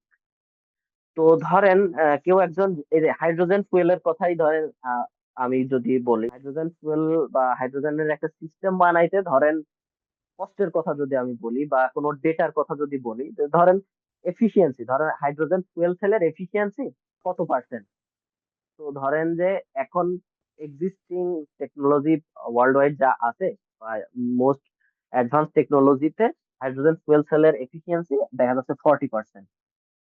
তো কিন্তু ওই কোনো একটা রিসার্চার তার পেপারে যখন সিমুলেশন বা ক্যালকুলেশন করছে, তখন দেখা যাচ্ছে ও দিয়ে রাখছে 50 বা 60%। বাট স্টিল নাও ওয়ার্ল্ডে কিন্তু এখন পর্যন্ত 50 বা 60%-এর কোনো এফিসিয়েন্সির কোনো হাইড্রোজেন ফুয়েল সেল এক্সিস্ট করে না। তো এটা হচ্ছে কনফ্লিক্টিং এভিডেন্স হইলো ওই টপিকের উপরে। অথবা দেখা যাচ্ছে যে ও দেয়নি যে ও যেই হাইড্রোজেন ফুয়েল সেল ইউজ করছে তার এফিসিয়েন্সি কত, তাইলে কি হলো, এটা ইনসাফিসিয়েন্ট ইনফরমেশন হইলো না। তো এইটা হইতে পারে, হয় ইনসাফিসিয়েন্ট হবে অথবা কনফ্লিক্টিং হইতে পারে।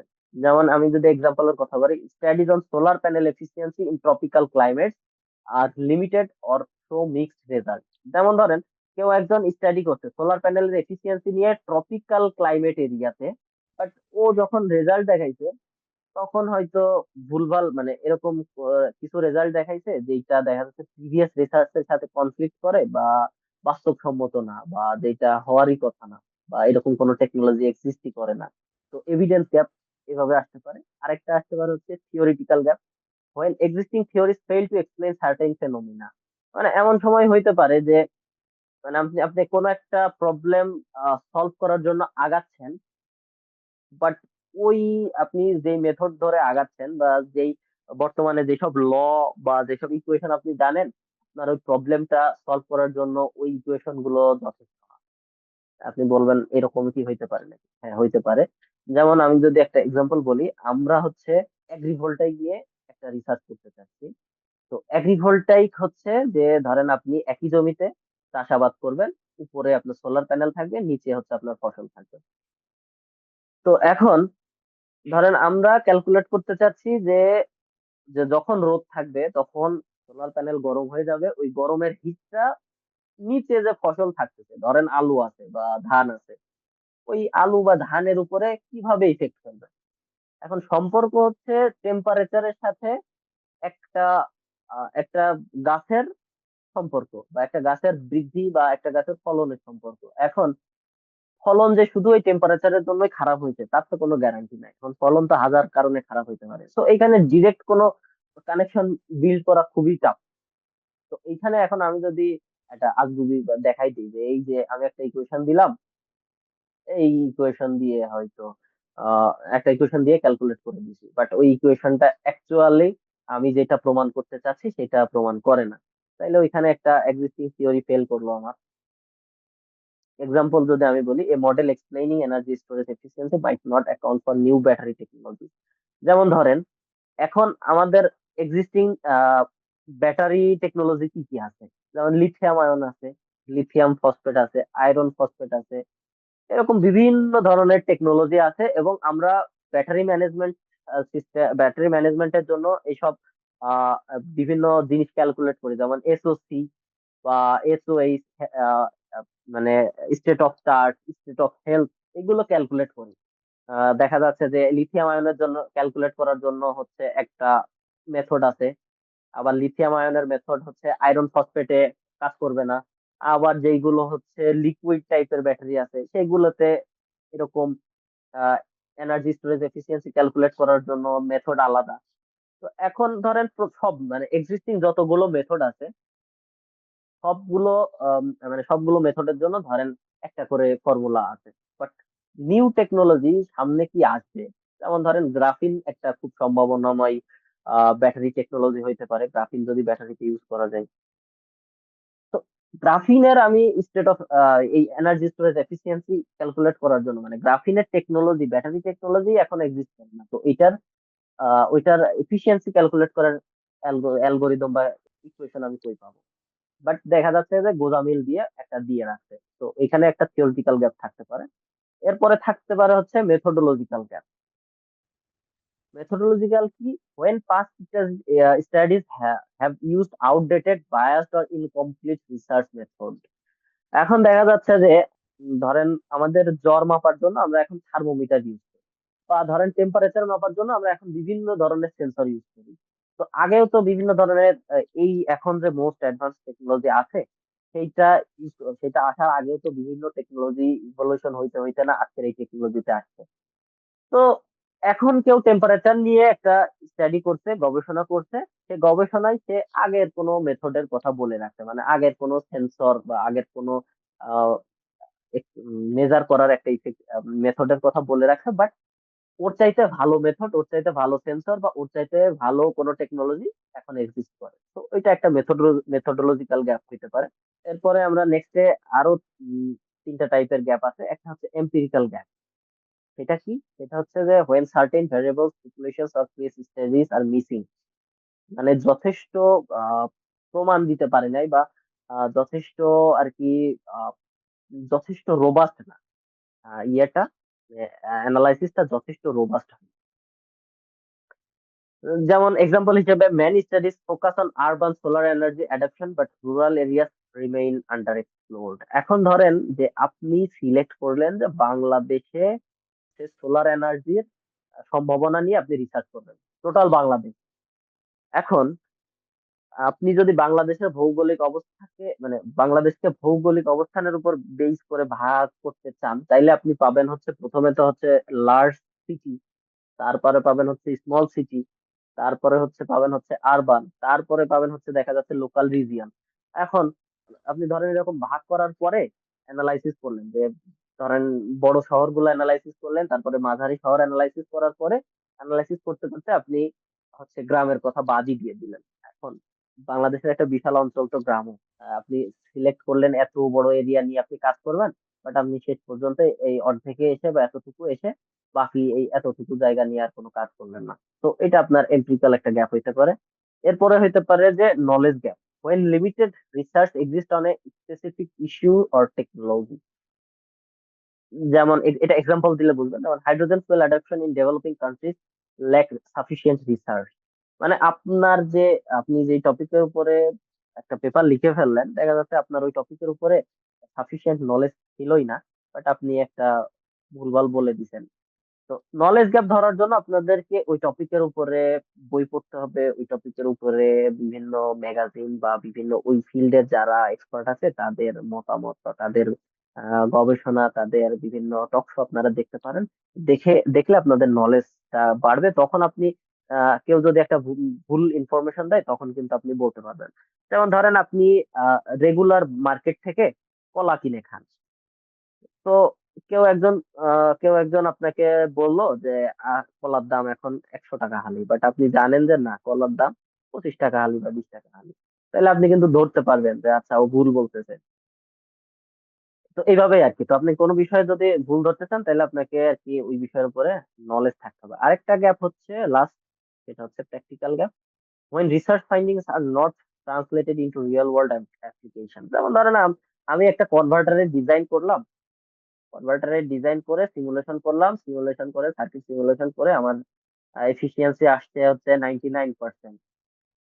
বাট দেখা যাচ্ছে ওই সিমিলার টপিকের উপরে আরো মানুষজন মানে সিমুলেশন করছে। সিমুলেশন করে তাদেরও হয়তো রেজাল্ট 99% আসেনি, বাট 90 বা 95% আসছে। বাট ওইটা যখন আমি ইমপ্লিমেন্ট করতেছি, বা ওই সার্কিটটা যখন সিমুলেশন, যে আমি যে সার্কিট দিয়ে সিমুলেশন করছি ওই সার্কিটটাই যখন প্র্যাকটিক্যালি ইমপ্লিমেন্ট করতেছি, তখন তো আমার আরো অনেক ভেরিয়েবল এখানে অ্যাড হয়, সার্কিটের বিভিন্ন লস ওইখানে অ্যাড হয়।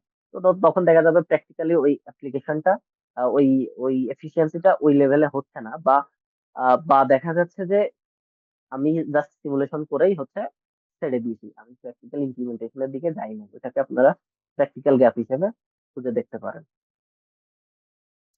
তো এই ছিল আর কি মোটামুটি কয়েক ধরনের গ্যাপ।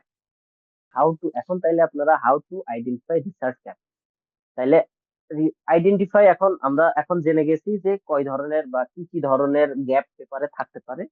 তো এখন আমরা গ্যাপ খোঁজার জন্য আমরা পেপার পড়তে যাব। তো পেপার পড়তে যাওয়ার কিছু হচ্ছে যে read recent review paper. Gap খোঁজার জন্য এটা খুব একটা মানে কি কয়, একটা ইজিয়েস্ট ওয়ে হতে পারে। Read recent review paper. Review paper লিখে হচ্ছে এই ফিল্ডের এক্সপার্টরা। এখন ধরেন হাইড্রোজেন ফুয়েলের উপরে যদি আপনি কোন একটা রিভিউ পেপার দেখেন, তাহলে মানে ওটা যদি কোনো রেপুটেড জার্নাল হয় বা ভালো জার্নাল হয়, তাহলে আপনি ধরেই নিতে পারেন এই রিভিউ পেপার যারা লিখছে তাদের অনেক জ্ঞান আছে। সবসময় যে থাকে তা না।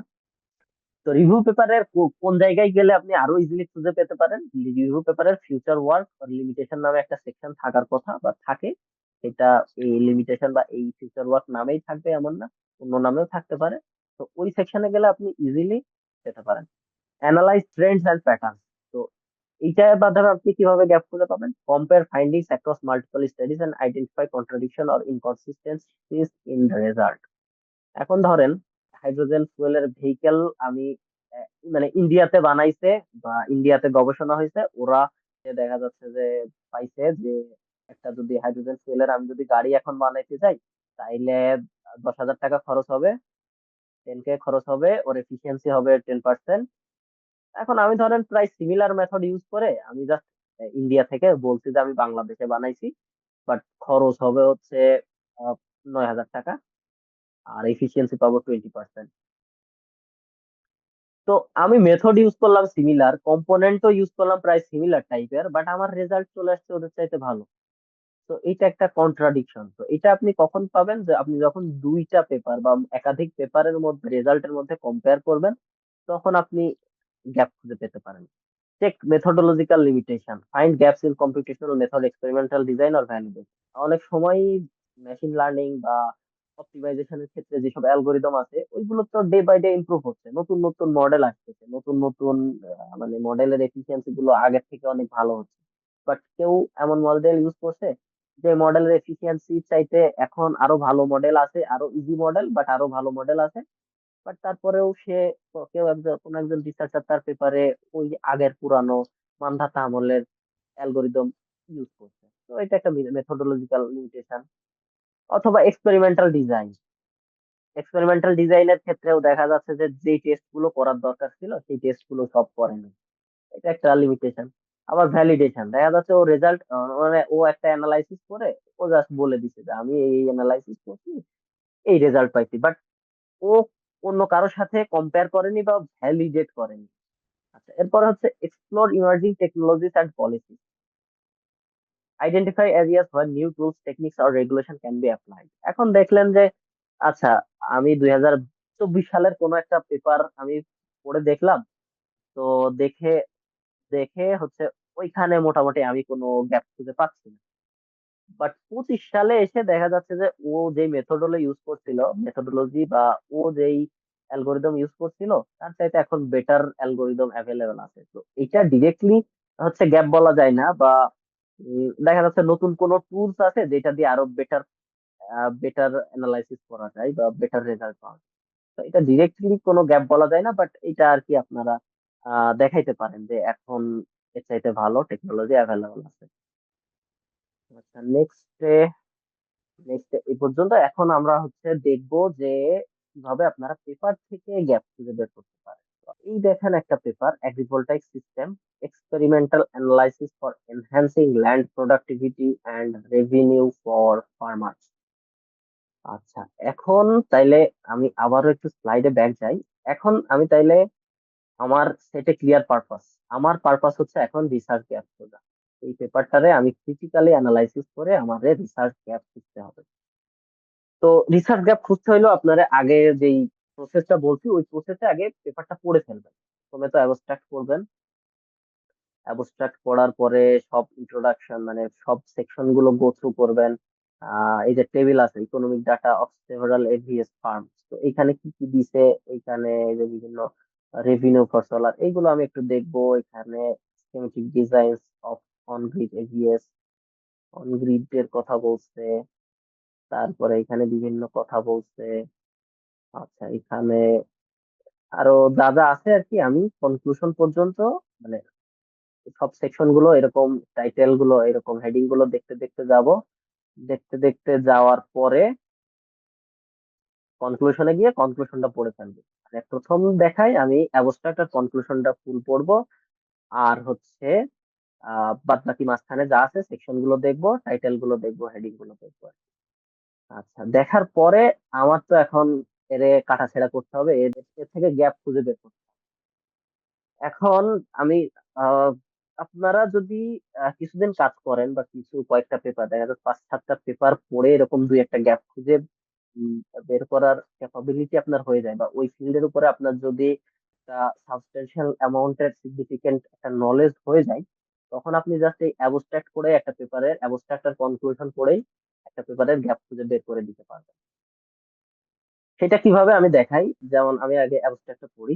Energy and food security is alarmed by influences of climate change, population and world economy, economic growth। দেখেন প্রথম লাইনে এ কিন্তু ব্যাকগ্রাউন্ড বলছে, মানে একটা হিস্টোরি পেছনের কোনো কথা বলছে।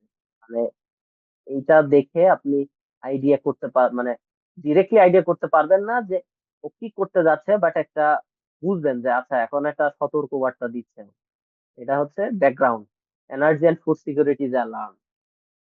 আপনি যে কোনো অরিজিনাল পেপারে সেটা যদি কোয়ালিটিফুল হয়, আপনি প্রথমে এরকম একটা ব্যাকগ্রাউন্ড পাবেন। তারপরে in this perspective the co located agrivoltaic system a nexus photovoltaic. এরপরে বলা হয়েছে যে হাউ বা হোয়াট, হাউ। এখানে দেখেন ইন দিস পার্সপেক্টিভ মানে এই যে যে অ্যালার্মের কথা বললো, একটা সতর্কবার্তা দিল, এই সতর্কবার্তা কিভাবে সলভ হবে এগ্রিভোল্টাইক সিস্টেম দ্বারা। Agrivoltaic, a nexus of photovoltaic and agricultural production, is more suitable to achieve the sustainable development goals of country like India. আচ্ছা, এখানে বলে দিছে যে হাউ। আচ্ছা, এরপরে বলবে যে কিভাবে এই যে প্রবলেমের কথা সলভ করার কথা বলতেছে, কি পার্টিকুলারলি এই এই পেপারে ও কিভাবে সলভ করবে। এখানে বলতে দেখেন an experimental investigation has been conducted to see UTM Odisha through a portable and adjustable agrivoltaic system of the Hamdan। আহ, এই পর্যন্ত এই দেখেন বলছে এই মেথোডোলজির কথা বলছে, যে এই পেপারে ও কি মেথোডোলজি ইউজ করছে এই পর্যন্ত বলছে। তাইলে আমি পাইলাম প্রথমে ও একটা সতর্কবার্তা দিছে, সতর্কবার্তাটা কিভাবে মানে কিভাবে ও সলভ করতে চাচ্ছে সেটা বলছে। তারপরে ও কিভাবে সলভ করেছে সেটা বলছে, মানে এক্সপেরিমেন্টাল ইনভেস্টিগেশন। আচ্ছা, এরপরে দেখেন রেজাল্ট বলছে this system provides an underneath farming of 1.5 kg turmeric as a shadow tolerant medicinal crop major performance হ্যান ত্যান বলে এই পর্যন্ত। দেখেন এই পর্যন্ত রেজাল্ট বলছে। আপনারা যদি পড়ে দেখতে চান পেপারটা, এই যে টাইটেল স্ক্রিনশট নিয়ে রাখতে পারেন, পেপারটা পড়ে ভালো করে দেখবেন। যেটা এই পর্যন্ত রেজাল্ট বলছে, এবং this work can be extended to different scales of agrivoltaic system. এরপরে ও কনক্লুশনের একটা লাইন বলছে যে আসলে ও সিস্টেমটা সুইটেবল নাকি সুইটেবল না, নাকি ফিজিবল নাকি ফিজিবল না, বা ও যে গবেষণাটা করলো ওটা হুদাই করছে নাকি এর কোনো দাম ভ্যালু আছে। বেশিরভাগ ক্ষেত্রে যেই রিসার্চই করুক সেই তো বলবে, সে কখনোই বলবে না যে আমার রিসার্চটা খারাপ, বলতে চাই না। বাট রিসার্চ মানে এইটা না, রিসার্চ মানে হচ্ছে আপনি একটা মেথোডোলজি ফলো, একটা প্রবলেম নিয়েছেন, একটা মেথোডোলজি ফলো করছেন, ফলো করে কি রেজাল্ট পাইছেন, যা পাইছেন তাই। তো এখানে ও বলছে this work can be extended to different scales of agrivoltaic system with suitable crops in the farmers. এখানে type mistakes আছে, farmers land as they are end users of this co-located system. তো এইখানে এখন কি গ্যাপ থাকতে পারে এইখানে? ইন্ট্রোডাকশনে তো কেউ কোনোদিন গ্যাপ দিবেন, তাই না? ইন্ট্রোডাকশনে আপনি গ্যাপ খুঁজে পাবেন না। লিটারেচার রিভিউতে, মানে লিটারেচার রিভিউ তো ও তো অন্য মানুষের গ্যাপের কথা বলবে। এক্সপেরিমেন্টাল অ্যানালাইসিস আপনি গ্যাপ পাবেন হচ্ছে মেথডোলজিতে গ্যাপ পাবেন, ও যে ডাটা দিছে সেখানে গ্যাপ পাবেন। তারপরে হচ্ছে ধরেন রেজাল্টে গ্যাপ পাবেন, ভ্যালিডেশনে গ্যাপ পাবেন। এগুলো হচ্ছে ইজিয়েস্ট ওয়ে গ্যাপ খুঁজে পাওয়ার। এখন আমি কিন্তু এই এই টপিকের উপরে আমার আরো কিছু পেপার পড়া আছে, যে কারণে আমি এই টাইপ ইয়ে পড়ে মোটামুটি অ্যাবস্ট্রাক্ট এবং কনক্লুশন পড়েই কিছু গ্যাপ খুঁজে বের করে ফেলছি বা বুঝতে পেরে গেছি যে এই পেপারের কোন জায়গায় গ্যাপ থাকে। আমি একটু আপনাদের দেখাই। এই পেপারে একটা অনগ্রিড অনগ্রিডের কথা আসছিল না, যে অনগ্রিড ইয়ে প্রপোজ করছে, অনগ্রিড সিস্টেম প্রপোজ করছে। এইটা কই দেখলাম, কনক্লুশনে না কই যেন দেখলাম যে অনগ্রিড, মানে আমি যখন ওই যে ইয়ে দেখতেছিলাম, হেডিং গুলো দেখতেছিলাম, তখন এই যে গ্রিড, ওরা কি করছে, ওরা সিস্টেমটা কিভাবে, এই যে experimental setup of 0.675 kilowatt peak SPV SPV system for energy generation. তো এইখানে দেখেন গ্রিড কানেক্টেড এর কথা বলছে। বাট আমি যদি দেখি, যখন ওরা ইয়ের ক্যালকুলেশন করছে, কস্ট অ্যানালাইসিস করছে বা টেকনিক্যাল অ্যানালাইসিস করছে, এবারে ওরা গ্রিড কানেকশনের কোনো কস্ট কনসিডার করেনি। এই দেখেন এখানে টেবিল 2 তে দেয়া আছে technical specification of 0.675 kilowatt peak AVS agrivoltaic system. এইখানে সব পাবেন, বাট কস্ট নিয়ে কোনো কথা পাবেন না। আচ্ছা, কস্ট এখানে হয়তো বলা নাই, অন্য জায়গায় হয়তো বলা থাকতে পারে। বাট আপনি ওই গ্রিড এক্সটেনশনের যে একটা কস্ট বা গ্রিড কানেক্টেড করতে, grid connection system of grid connection system থেকে কিন্তু আলাদা হয়। অফ গ্রিড কানেকশনে, অন গ্রিড কানেকশনে আপনার এক্সট্রা কিছু মেজারমেন্ট নেওয়া লাগে। তো এরা কিন্তু, আমি শিওর যে এরা ওই ওই বিষয়ে কিছু বলেনি। তো আমি কিন্তু একটা গ্যাপ খুঁজে পেয়ে গেছি। তারপরে আসেন, আরেকটা গ্যাপ আমি রেজাল্টে দেখাইতে পারি, যে ওরা শুধু টারমারিক নিয়ে আহ, মানে এই যে হলুদ নিয়ে অ্যানালাইসিস করছে। এবং ওদের আরেকটা গ্যাপ হচ্ছে যে ওরা আহ এরিয়াটা নিচে ছোট, এটা একটা গ্যাপ। কারণ এরা ইনডোর সেট আপ করছে, তাই না? তো এদের এরিয়াটা ছোট, এটা একটা গ্যাপ। তারপরে আবার হচ্ছে যে ধরেন আহ বিভিন্ন কারণে আপনি ধরেন 1 বিঘা জমিতে, এরা যেহেতু হলুদের ইয়ে নিছে, হলুদের কথাই বলি, ধরেন 1 বিঘা জমিতে আপনি যদি হলুদ চাষ করেন, তাইলে ওই হলুদের ফলন দেখা যাচ্ছে যে কোনো সিজনে হলুদের ফলন বেশি হচ্ছে, আবার ওই একই জমিতে কোনো সিজনে হলুদের ফলন কম হচ্ছে। তো এখানে প্রকৃতির একটা ইফেক্ট আছে, তাই না? তো প্রকৃতির ইফেক্টের কারণে তো হচ্ছে হলুদের ফলন কম হইতে পারে।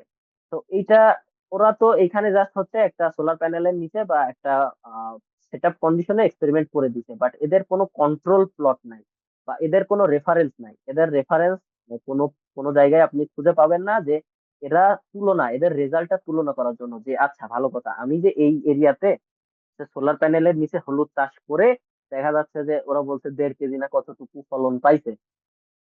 বাট এই একই জায়গাতে আমি যদি সোলার প্যানেলের নিচে চাষ না করে হচ্ছে মানে নর্মাল কন্ডিশনে চাষ করতাম, তাইলে আমার কতটুকু পাইতাম?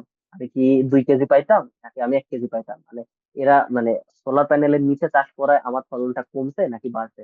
এটারে বলা হচ্ছে কন্ট্রোল প্লট, মানে যেটার সাথে আপনি আহ, তুলনা করতে পারবেন। বা একটা তো হচ্ছে যেটা মানে আপনার নর্মাল কন্ডিশন। তো এই এরা এখানে নর্মাল কন্ডিশন কোনো কিছু কনসিডার করেনি। তো এটারে আমি গ্যাপ দিতে পারি, মানে গ্যাপ হিসেবে ইয়ে করতে পারি। তারপরে এভাবে আরো যদি আমি ডিটেলসে যাই, তাইলে আমি কিন্তু গ্যাপ গুলো খুঁজে বের করতে পারি। তো আশা করি বুঝতে পারছেন। এখন আসেন যে আমি মানে কিভাবে লিখবো, মানে এই পেপারটা তো আমি পড়লাম, খুঁজে বের করলাম, গ্যাপ বের করলাম। এখন পেপারটা আমি কিভাবে লিখবো, মানে আমি লিটারেচার রিভিউটা, যে পেপারটা যে আমি পড়লাম, তাহলে হচ্ছে আমি লিখে রাখবো কিভাবে, বা আমার পেপারে আমি অ্যাড করব কিভাবে? আচ্ছা, এখন আপনি যখন আপনার থিসিস লেখা শুরু করবেন বা কনফারেন্স পেপার বা জার্নাল পেপার লেখা শুরু করবেন, তখন আপনাকে অনেক পেপার অনেক অনেক পেপার রিভিউ করতে হবে।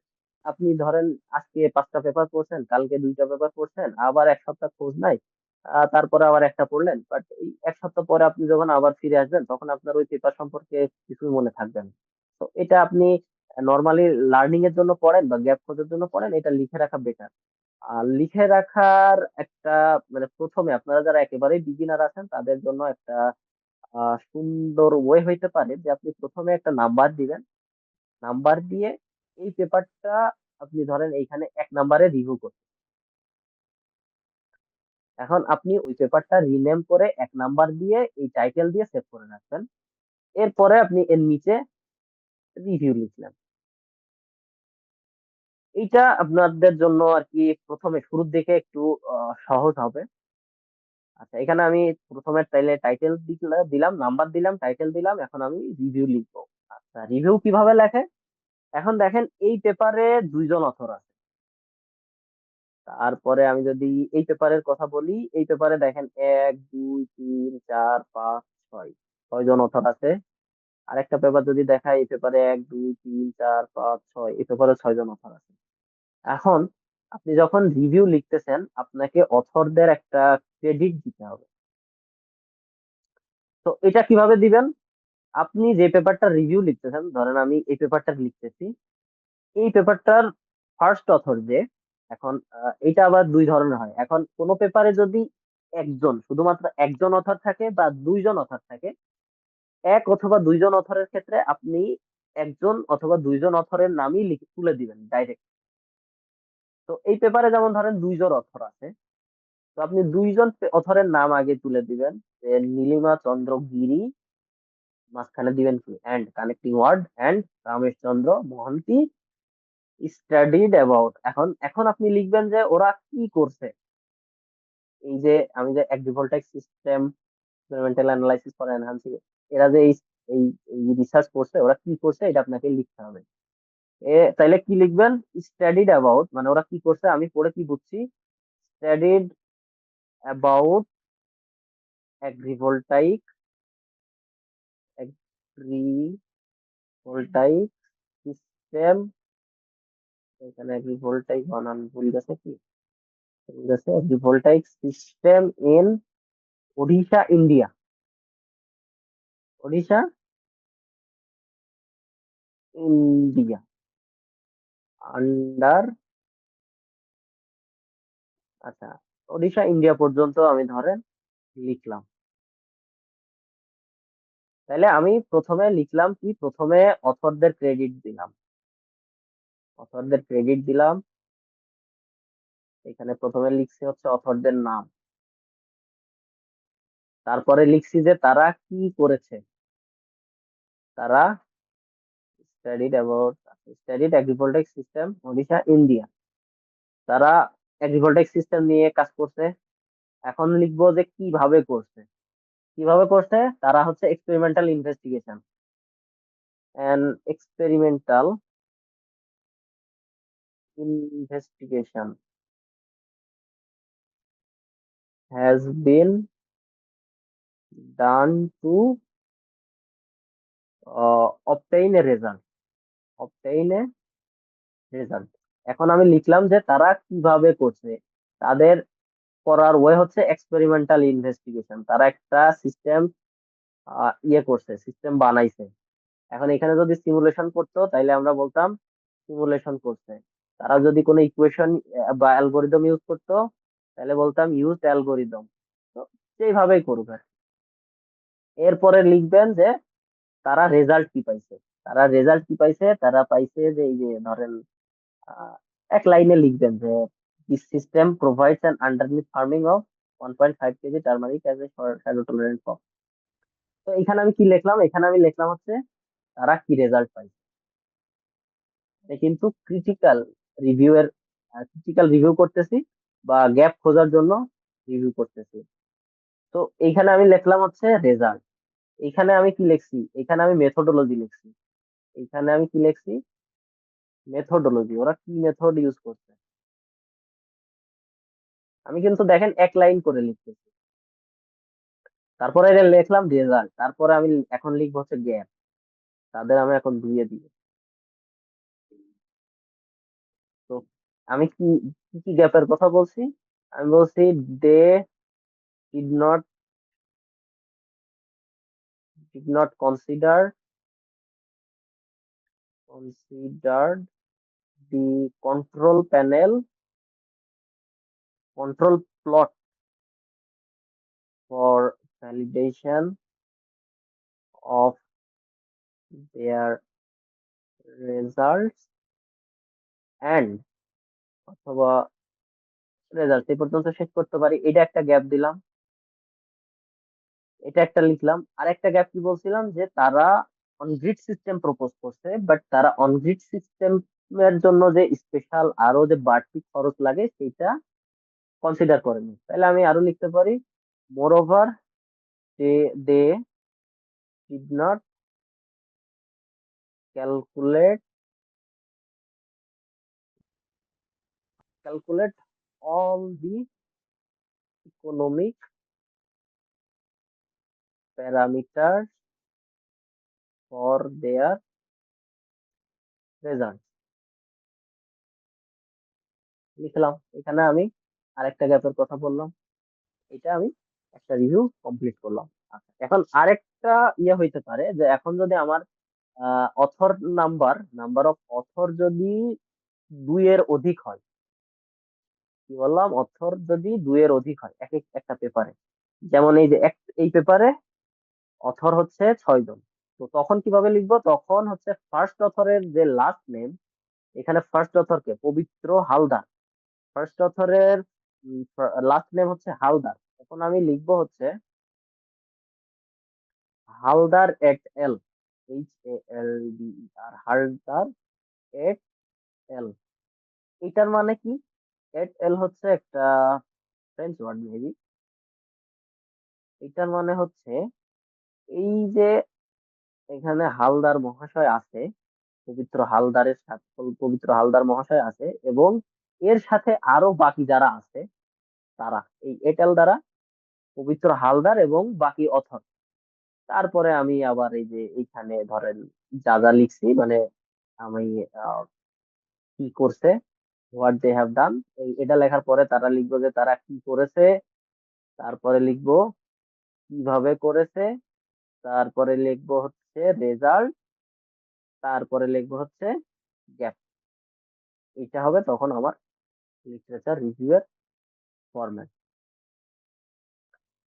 আশা করি আপনারা সবাই বুঝতে পারছেন, এতটুকু জানলেই হবে। তারপরেও আমি একবার হচ্ছে আরেকবার পুরো বিষয়টা রিক্যাপ করতেছি, সেটা হচ্ছে হোয়াট ইজ লিটারেচার রিভিউ।